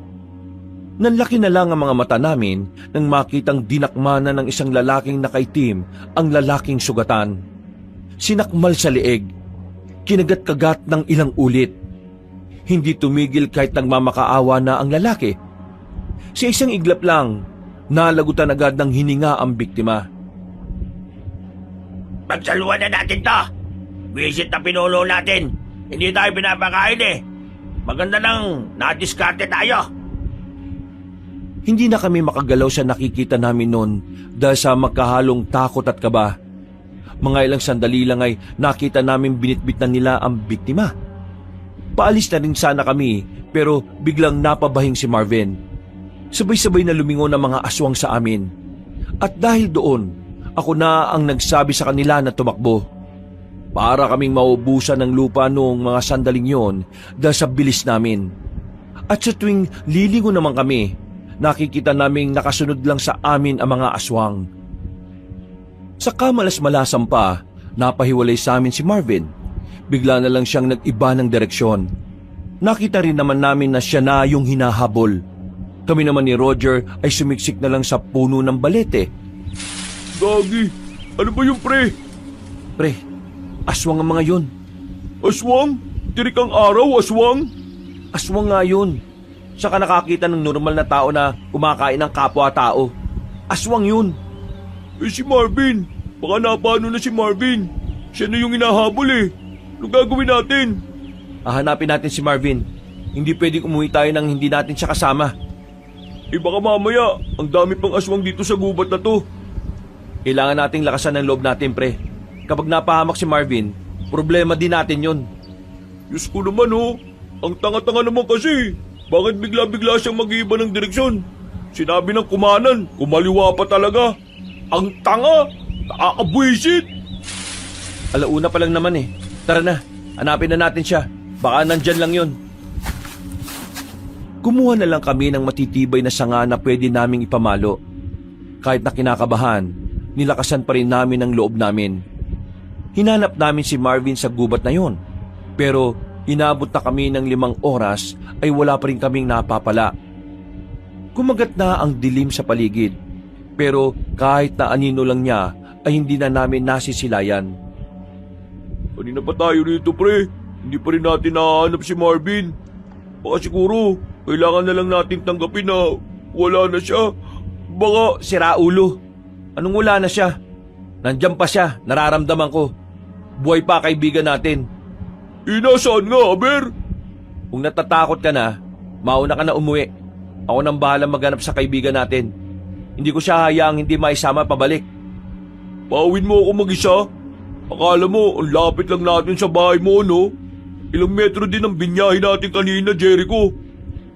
Kung di mo kayang umuwi mag-isa, dapat kaya mong sumama sa akin ngayon. Pabira naman talagang buhay to, Tara na, hanapin na natin ulit siya. Doon sa banda ron, baka naroon siya. Naglakad pa kami ng naglakad hanggang meron na kaming matanaw na liwanag. Isang komunidad, maraming kabahayan at meron ding mga ilaw. Pero bukod doon, napukaw ng pinakamalaking bahay ang atensyon namin. May bukod tanging mansyon doon. Nung una, inakala namin na baka tipikal na baryo o barangay lang yon. Kaya nagmamadali kaming maglakad papunta roon. Nang makalapit na kami, dito na namin nakita si Marvin. Nakatago siya sa mga halamanan at parang may sinisilip. Sira ulo ka. Saan ka ba nagpunta? Shhh! Huwag kayo maingay. Tingnan nyo. Nang sumilip kami sa tinitingnan niya, nakita namin ang harapan ng mansyon. Maraming mga nakatayo doon. Sa gitna nila ay isang matandang magara ang suot, mukhang mayaman. Mga aswang ang mga yan. Naririnig ko kanina pa ang usapan nila eh. Meron daw isa sa kanilang namatay. Pagbabayarin daw nila yung mga tao. Teka, hindi kaya... Pinatay nila si Malia. Pinatay nila ang asawa ko. Hindi makakapayag ang isang supremo na gaya ko na mapalagpas ito. Buhay ng isa sa pinakamayamang aswang ang kinuha nila. Kaya buhay din ang kukunin natin. Hindi lang isang buhay. Hindi lang 2. Hindi lang 3. Lahat ng taong makikita natin sa baryong yon, kukunin natin ang buhay. Magsisisi sila na tayo ang kinalaban nila. Ipapatikim natin sa kanila kung ano ang lasa ng impyerno! Nang marinig namin yon, parang kusang tumindig na lang ang mga balahibo ko, Kabanong. Nanlalamig bigla ang palad ko. Ganon din silang dalawa. Mga pre, narinig ko rin kanina, itong lugar na to, lugar ng mga aswang eh. Yan ang ginagawa natin dito. Kailangan na natin umalis dito, baka mamaya ay mabiktima rin tayo. O sige, tayo na. Bilis! Bilis! Wala na kaming sinayang na sandali. Bago pa malaman ng mga aswang na naroon kami, ay agad na rin naming nilisan ang lugar na yon. Maswerte namang wala kaming nakasalubong na aswang. Hanggang sa makarating na kami sa kalsada. May mga napapadaan na naman ng mga sasakyan, kaya agad naman din kaming nakabiyahe. Sa puntong yun pa lang kami nakahinga ng maayos. Makalipas ang halos kalahating oras na biyahe, nakababa na rin kami sa harapan ng lugar namin. Mabilis ang lakad na ginawa namin. Dumiretso agad ako kay Nanalin pero wala siya roon. Kaya nagpaalam na muna ako sa 2 kong kaibigan at pinuntahan ko ang bahay nila Mang Lino. Nabutan ko silang naroon, kaya nawala rin ang pangamba ko. O, Jericho, nagmamadali ka bang makarating dito? Nasaan si Rancho? Nasa loob, maaga kong pinatulog. Alam na namin kung saan nagkukuta ang mga aswang. Teka, paano nyo nalaman? Sino kasama mo? Kasama mo yung dalawa mong kaibigan? Malamang, di ba 3 kaming namumundo kanina? Aksidente naming nadiskubre yung isang barangay o baryo ba yun? Tapos, merong malaking bahay doon. Malamansyon. Narinig namin yung isang matanda, mukhang mayaman siya eh. Tapos yung tinira mo ng palasyo na matandang babae, Mang Lino, asawa nun. Ang sabi niya, magiganti sila sa inyo, sa lugar ninyo. Lahat ng taong makikita nila papatayin daw nila. May sinabi ba silang araw kung kailan sila aatake? Wala walang araw, walang eksaktong lugar. At ang sabi lang nila ay magbabayad daw kayo. Mang Lino, anong gagawin natin? Mukhang masisira ang pinaplano nyo dahil mas mapapaaga ang laban. Si Rancho, isasama na namin siya sa Maynila. Mas ligtas siya ron. Hindi pwede. Bakit hindi pwede? Milyonaryong aswang ang lola ni Rancho. Marami siyang koneksyon. Sa mga sandaling ito malamang sa malamang, kinukontak na niya lahat ng kakilala niya sa mga pier para hindi makalabas ng probinsya ang batang yan. Paano gagawin natin sa batang yon? Paano natin siya may tatago? Dito naman luluso ba mga aswang Hindi sa lugar ninyo. Kaya dalhin niyo muna ang batang yun sa inyo. Dalhin, ikaw na ang bahala sa kanila. Ano, kaya mo ba? Hindi ko alam, pero susubukan kong kayanin. Ngayon ko na magagamit lahat ng tinuro sa akin ni Lola. Paano ba yumayaman ng mga aswang? Bakit parang ang dami nilang koneksyon dito sa Pilipinas? Iba kasi ang nagagawa ng pera. Kayang tapakan ng pera ang tunay nilang kulay. Marami siyang illegal na negosyo malamang sa malamang. Sa ngayon, magtiwala ka na lang muna sa amin ni Mang Lino. Wala ba talaga akong pwedeng gawin? Gusto ko makatulong Ang mabuti pa, basahin mo ulit ang libro ni Lola. Tapos saka ka magdesisyon kung talaga bang gusto mo ang buhay ng isang manunugis. Sandali lang akong tumambay doon, Kabanong. Hindi ko na muna kinuha si Rancho sa kanila. Nagpaalam na rin ako ng ilang minuto lang din ang nakalipas. Pag-uwi ko sa bahay, inabutan ko ang dalawa na mulat pa rin. Tulala rin sila. Ganun na ganun ang reaksyon ko nung unang beses kong malaman ang tungkol sa mga aswang. Pre, totoo pala talaga ang mga aswang? Hindi ako makapaniwala, pre. Diyos ko, meron pala talaga nun dito. Sa katunayan yan, tungkol din doon ang dahilan kung bakit balisa ako palagi. Ibig sabihin, alam mo na bago pa namin malaman? Oo, alam ko na. Pero may mas higit pa ron. Anong ibig mo sabihin, pre? Alam ko ang aswang, may ideya na ako dahil sa librong nabasa ko. Pero hindi na muna ako kagad naniwala Si Nalin, yung pinsan ko, siya ang nagsabi sa akin na totoo yun. Pinagdududahan niya kasi si Rancho. Si Rancho kasi, aswang. Ano? Aswang yung batang yon? Oo, sandali lang. Hindi pa ako tapos. Oo, aswang si Rancho. Pero hindi siya gaya ng ibang aswang na nakita natin kanina. Inosente si Rancho. Biktima lang din siya ng mga tinuturing niyang lolo at lola. Gagamitin siya ng mga aswang para maghasik ng lagim. At yun ang pinipigilan ng mga manunugis. Teka, wait lang. Seryoso? Aswang si Rancho? Kung anong sinabi ko, totoo yun. Aswang pala si Rancho Bakit pa natin siya inaayanan dito sa bahay? Nakikinig ka ba? Hindi nga raw masama si Rancho. Mabuting bata si Rancho. Kahit aswang siya pero ang puso niya parang sa tao lang din. Paano tayo makakasiguro na mabuting aswang nga yung batang yan? Sa parte pa lang ng pagpapanggap niya hindi na siya mapagkakatiwalaan dun Hindi niya sinabi ang totoo dahil alam niya nakakatakutan natin siya kapag nalaman natin. Tayo na lang ang tinuturing niyang tahanan. Ngayon nalaman ko na aswang na si Rancho. Parang wala naman nagbago Wala naman kasi ako nararamdamang panganib kapag nandito siya. Para sa akin, normal na bata lang siya. Ganyan din ang naramdaman ko. Kaya nga bukas na bukas, babalik si Rancho dito. O protektahan natin siya para hindi siya makuha ng mga aswang. Ha? Seryoso ka ba? Lalabanan natin yung mga aswang? Naririnig mo ba yung sarili mo? Nakita mo naman kanina, di ba? Kumakain sila ng tao nang walang kahirap-hirap. Tapos, gusto mo isugal natin ang buhay natin para sa isang bata na hindi naman natin kilala?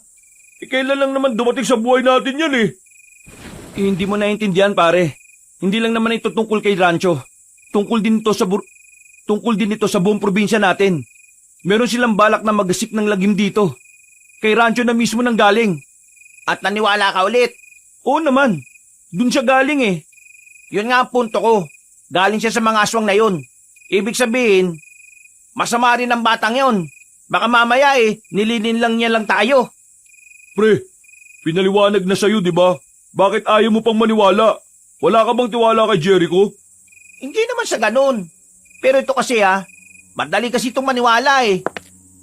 Marvin, pre. Kailangan ko ng tiwala nyo ngayon. Makaisa na lang kayo. Hindi na nagsalita pa si Marvin. Bumuntong hininga na lamang siya sa gilid. Sa huli ay nakakumbinsi din namin siya. Kaya kinabukasan ng umaga, pumunta na si Nalin at Rancho sa bahay. Ayon kay Nalin, maagang umalis ng lugar si Mang Lino para paghandaan ang gagawin nilang pag-atake sa mga aswang. Makinig kayo. Wala munang aalis ng bahay ngayong araw hanggang mamayang gabi. Kahit na anong mangyari, hindi kayo pwedeng lumabas at bawal na muna mag-ingay.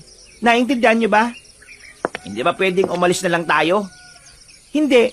Delikado kung aalis. Dito sa bahay na ito, kahit na papaano ay may makakatuwang kayo. Nandyan ang mga kamag-anak namin. Hindi nila tayo pababayaan. Gusto ko lang pong humingi ng sorry dahil ngayon po nadadamay kayo. Oo, tama ka. Nadadamay kami. Tahimik sana buhay namin pero ito nangyayari. Uy, Marvin, huwag kang ganyan sa bata. Hindi yan normal na bata, no?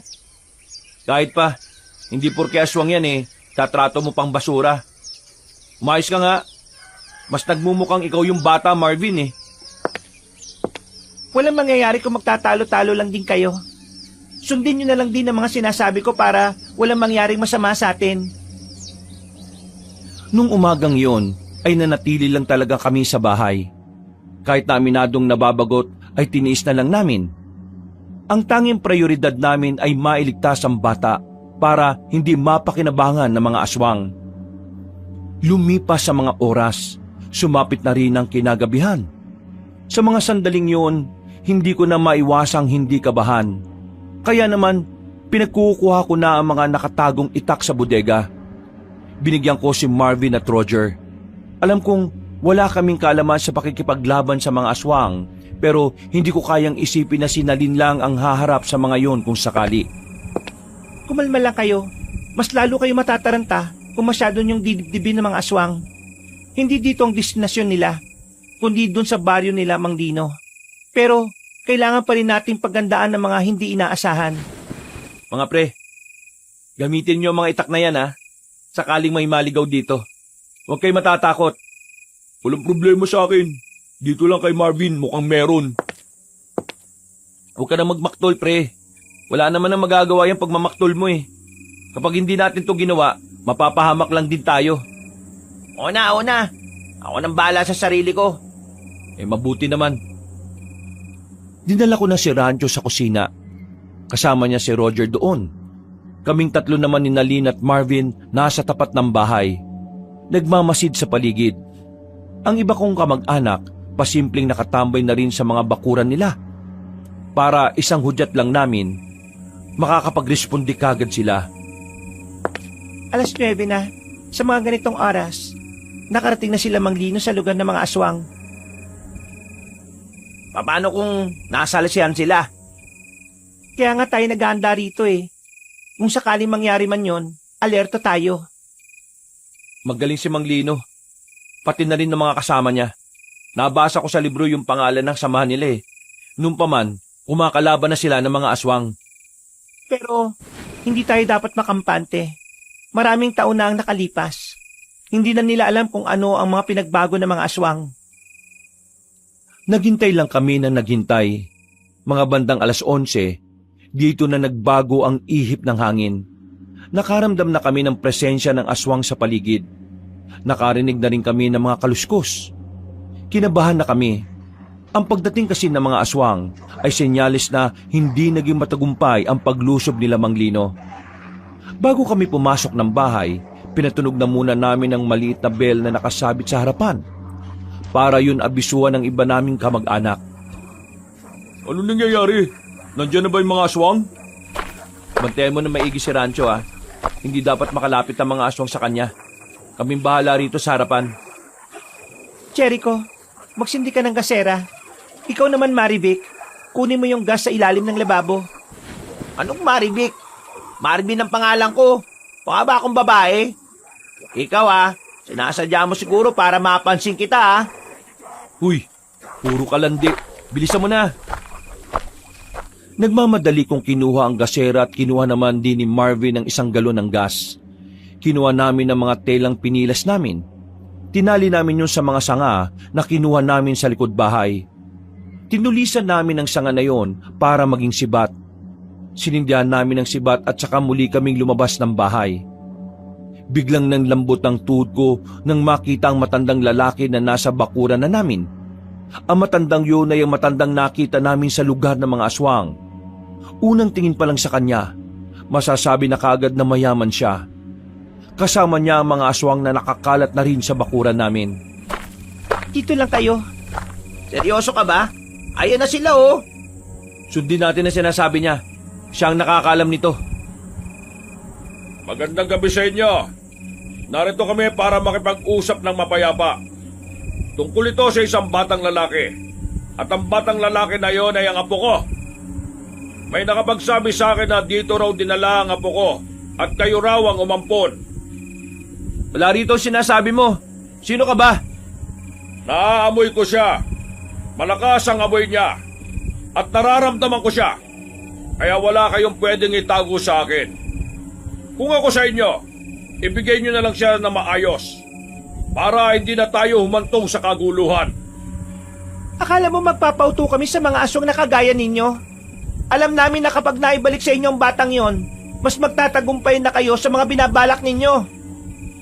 Ano bang alam mong babae ka? Gusto ko lang maibalik ang apo ko. Isa akong lolo na nag-aalala sa... Apo? May kapal-kapal talaga ng mukha na tawagin siyang apo. Gagamitin niyo lang siya sa kasamaan Uy pre, hindi ka ba natatakot? Mga aswang ang kaharap natin. Kala nyo siguro hindi namin alam ang totoong pakay nyo sa bata? Balak nyong kunin ang espiritu na nakasapi sa katawan niya. At kapag nangyari yon, mas magiging malakas ka. O ano, nagulat ka ba? Sino ka bang babae ka? Kabilang ka ba sa mga manunugis na yon? Hindi nyo makukuha ang bata. Magkakamatayan tayo. At anong gagawin ninyo? Kakalabanin ninyo kami? Sigurado ba kayo sa gusto nyong mangyari? Titignan na lang natin. Sige, total hindi naman kayo makuha sa maayos na usapan. Idadaan na lang natin ito sa karahasan. Mga kasama! Aatake na sana ang mga aswang pero agad na rin kumilos sa mga kamag-anak ko. Pinagbababato nila ng kung ano-ano ang mga aswang. Ang ilan pa ay may mga nagpaputok ng sumpak at pumukol ng palaso. Nataranta ang mga aswang. Hindi nila inakala na ganoon ang mangyayari. Medyo nabuhayan ako ng loob ng mga sandaling yun, Kabanong. Buong akala ko, magtutuloy-tuloy ang kalamangan namin sa laban. Pero sandaling umatras sa mga aswang. Pumunta sila sa madidilim na parte para muling bumuelo. At sa muli nilang pag-atake, dito na nagalusa ng mga kamag-anak ko. Kanya-kanya na rin silang pasok sa mga bahay nila. Nawala na mga putukan ng mga baril. Ang tanging maririnig na lang sa labas ay ang mga galit na tinig ng mga nilalang. Pre, umatras na mga kamag-anak nyo. Mukhang papasukin na nila tayo rito. Huwag kang mag-alala. May mga nilagay akong pangontra sa bahay na ito. Hindi sila basta-basta makakapasok. Ha? Ano yun? Huwag kang duwag. Kalalaki mong tao. Kahit basagin nila mga yan, hindi pa rin sila makakapasok. Sunod-sunod na pagbasag ang naririnig namin ng mga sandaling yon, Kabanong. Kaya kahit na ako, hindi ko na rin maiwasang hindi matakot para sa kaligtasan namin. Ano? Pamili kayo! Ibibigay niyo sa amin na maayos si Rancho o papasukin namin kayo dyan? Hindi kayo makakapasok dito. May hinang pangontra lang ang nasa bahay na ito. Mga tauhan ko lang ang hindi kaya makapasok. Pero ako, kayang-kaya ko. Kaya kung ako sa inyo, ibigay niyo na ang bata. Hanggat maaari, ayaw kong dumanak ang dugo niyo sa sarili niyong bahay. Kuya Jericho! Uy, Rancho! Ang sabi ko, dun lang kayo sa kusina ah. Sasama na po ako sa kanila, kuya. Ano? Hindi pwede. Alam mo mangyayari kapag sumama ka sa mga yon. Pero hindi ko rin po kayang mapahama kayo ng dahil lang sa akin. Huwag ka na nga magbida-bida dyan, Rancho. Hindi ka nila pwedeng makuha.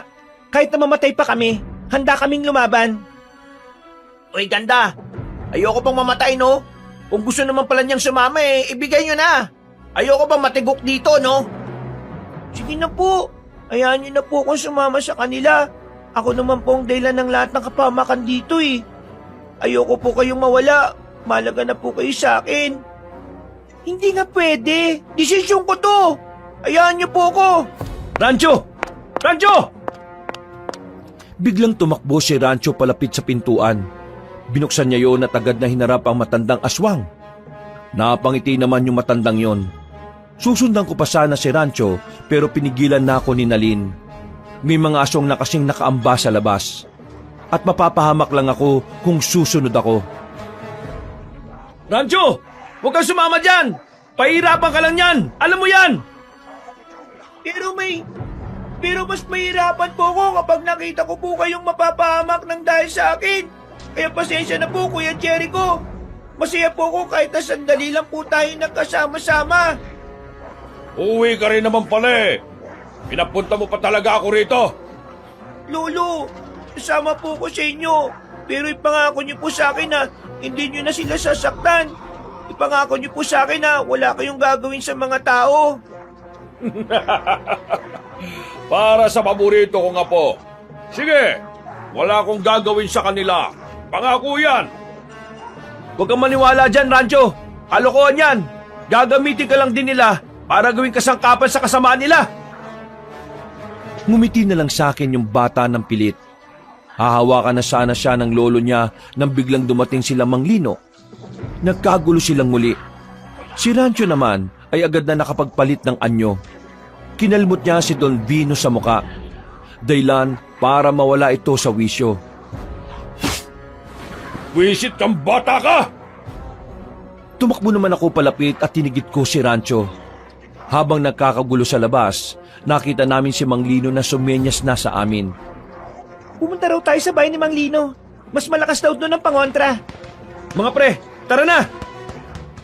Wala na kaming sinayang na pagkakataon. Binitbit ko na naman si Rancho kahit na aswang pa ang itsura niya. Sa kalagitnaan ng kaguluhan, palihim kaming umalis sa bahay. Dumaan kami sa may gilid hanggang sa makarating na kami sa kalsada. Tinatahak lang namin ang daan nang biglang humarang sa amin si Don Vino. Hindi pa kami gaanong nakakalayo nun. Napalunok na lang ako ng laway ng dahil sa kaba. Agad naman bumaba si Rancho. Hindi mo sila pwedeng saktan. Ako mga kalaban mo. Sinasabi ko na nga ba sinusubukan mo lang akong linlangin. Ang kapal ng mukha mong bata ka. Mas matindi ka ba sa hayop? Wala kang utang na loob. Matapos ka namin palakihin at alagaan bilang kasapi sa pamilya namin ito ang igaganti mo. Hindi niyo naman po ako tinuring na tunay na po Kaya wala po akong utang na loob sa kagaya ninyo. Sila Kuya Jericho, sila nagparamdam sa akin na mahalaga ako sa kanila. Sila nagparamdam sa akin na dapat akong ingatan. Pero kayo, hindi niyo po yun na iparamdam sa akin kahit na kailan. Puro ka drama. Kung hindi lang din kita mapapakinabangan, papatay na lang din kita ngayon. Biglang lumaki ang katawan ng matandang aswang. Nagbago rin ang buong mukha nito. Mas pumangit, mas kumulubot. Pero ramdam namin ang pagiging kakaiba na matandang yon. Pagtingin namin kay Rancho, parang hindi man lang siya natatakot. Lusob na! Nang unang lumapit si Nalin, sinubukan niyang tagain ng hawak niyang katana si Don Vino. Pero mabilis siya nitong naiwasan. Hinawakan ng matandang aswang si Nalin sa kwelyo. Hinagis ito ng malakas. Tumama pa siya sa bakod. Parang nabuhayan ako ng loob nung oras na yon, Kabanong. Galit na galit akong lumapit sa aswang kahit na alam kong hindi rin naman ako uubra. Tinaga ko siya habang hindi pa siya nakatingin. Tinamaan ko siya sa balikat, pero parang wala lang yun sa kanya.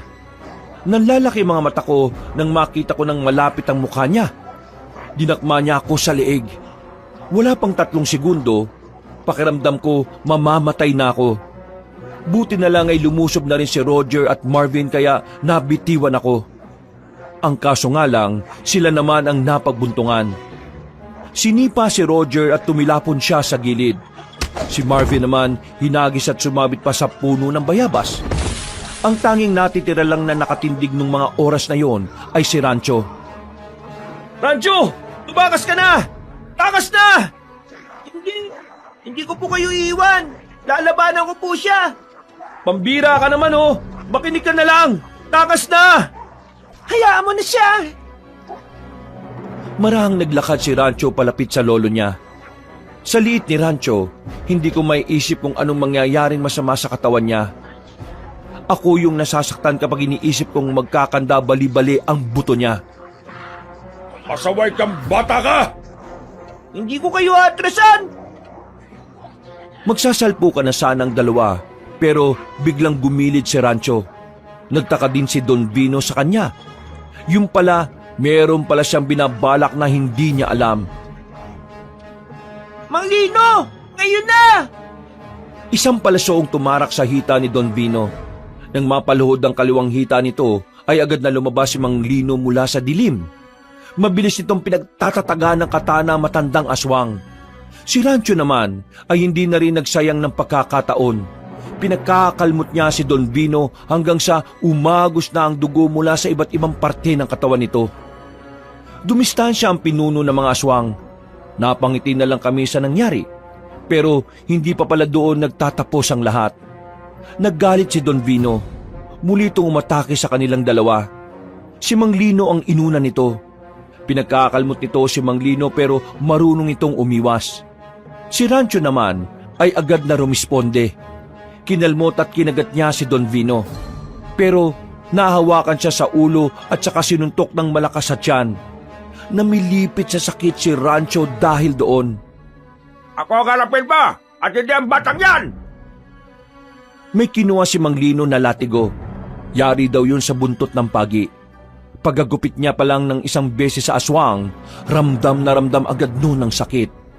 Hindi tinigilan ni Mang Lino ang paghataw niya. Nang makarecover na si Rancho, mabilis itong gumapang at sumampa sa likuran na matanda. Mang Lino! Gawin niyo na po! Bilis! Walang sinayang na pagkakataon si Mang Lino. Mabilis itong tumakbo at dinukot naman ito ang palakol sa likod. Hinataw niya ng palakol ang matandang aswang. Tinamaan yun sa ulo, kaya agad itong nagpaggewang-gewang. Hindi magtatagumpay ang kasamaan! Ha! Alas mo! Mas malakas ang kabutihan! Pagsisisihan niyo ang ginawa niyo! Pagsisisihan niyo ito! Lolo, tama na po! Wala na po kayo magagawa! Matitigil na po ang kasama binabalak niyo sa mga tao! Tanggapin niyo na lang na talo kayo! Taksil! Taksil kang bata ka! Isinusumpa kita! Habang buhay na magiging miserable ang buhay mo dahil sa espiritu sa katawan mo! Hindi siya aalis! Habang buhay kang alibaw! Sinilibanan ni Mang Lino ng apoy si Don Vino. Hindi pa ito nakontento. Itinarak pa rin ito ang katana sa dibdib. At sa mga sandaling yon, tuluyan nang ang napatay ang pinuno ng mga aswang. Pinilit kong makabangon para makalapit sa kanilang dalawa. Napansin ko naman si Rancho na parang nalungkot. Huwag kang mag-alala, Rancho. Kami mga albularyo ay alam kung paano alisin ang nasa katawan mo. Kaya huwag ka nang malulungkot. Niyakap ko na lang si Rancho nung mga sandaling yon, Kabanong. Nang masiguro naming patay na si Don Vino, binalikan namin ang bahay. Marami ang nasugatan sa mga albularyo at manunugis. Ganun din sa mga kamag-anakan ko. Pero buti na lang ay walang nasawi sa kanila at natalo pa rin nila ang mga aswang. Kinabukasan, kumalat sa buong lugar ang nangyari. Hindi naman na naggulat ang mga residente. Matagal na rin pala kasing alam ng mga taga roon ang kasaysayan ng angkan namin. Kinagabihan, nagpaalam sa amin si Mang Lino. Dadali niya si Rancho at ilang araw itong mawawala sa amin. Sisimulan kasi nila agad na palayasin yung espiritu ng sinaunang aswang sa katawan ng bata. Kinakailangan sa malayong lugar yun gawin. 1 linggo ang nakalipas. Nakakamiss din pala si Rancho, no? 1 linggo na siyang wala rito eh. Ayos lang kaya siya? Ayos lang yun. Sigurado ako, ginagawa ni Mang Lino lahat na makakaya niya. Alam nyo, sana, maging matagumpay yun, no? Kasi, gusto kong humingi ng sorry sa batang yun. Oo, ang harsh mo masyado sa bata eh. Sana nga maging maayos na siya. Kawawa naman si Rancho eh. Ang dami niyang pinagdaanan. Kahit na malis sa katawan niya, mananatili siyang aswang dahil sa likas sa kanya ang dugo ng aswang. Ayos lang ba yun sa inyo? Sa akin wala namang problema. Ang mahalaga sa akin, ligtas siya.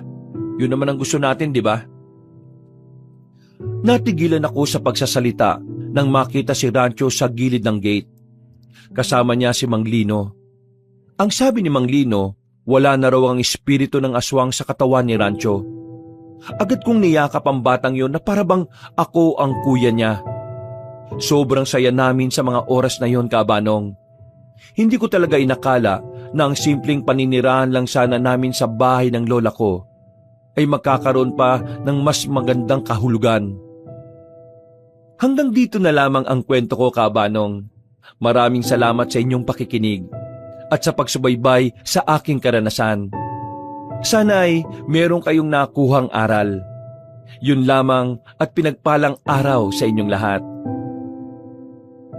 Mga kabangers, mga kayanggaw, si Kabanong po. Bago po tayo magwakas, nagpapasalamat po ako sa pakikinig niyo muli dito sa ating magandang kwento. Pero kung medyo nabitin po kayo sa kwento natin ngayong araw, inaanyaya ko po kayong bisitahin yung iba pa nating mga channel. Unang-una yung Pamela Clamil. Ako rin po nagnanarit doon bilang si Lolo Pael at minsan ako po as Kabanong. Huwag niyo rin pong kalimutang mag-subscribe doon at mag-comment at syempre mag-like. Konti pa lang pa kasi mga subscriber doon eh. At syempre, bisitahin niyo rin po yung bagong-bagong channel natin, yung Kabanong version 2.0. Nako, maganda rin po yung bagong channel natin na yon kasi meron na pong mga images na gumagalaw. So may mapapanood na rin po kayo. At the same time, meron rin po kayo maririnig ng mga music and effects. Kaya talaga, maganda pong pakinggan po yun. Nanonood na kayo, pwede ring nakikinig rin kayo. O diba? Kaya wag nyo rin pong kalimutan na mag-subscribe doon dahil bagong-bago lang po yun Kayo na po yung maunang first 100 subscribers sa channel na yon. At wag rin nyo pong kalimutan na mag-iwan ng comment at mag-like na rin po. At para hindi kayo mahirapan na hanapin ang mga channel na yon, ilalagay po namin sa pin comment o sa description yung mga link ng mga channels natin. Hanggang sa susunod na mga kwento, wakas!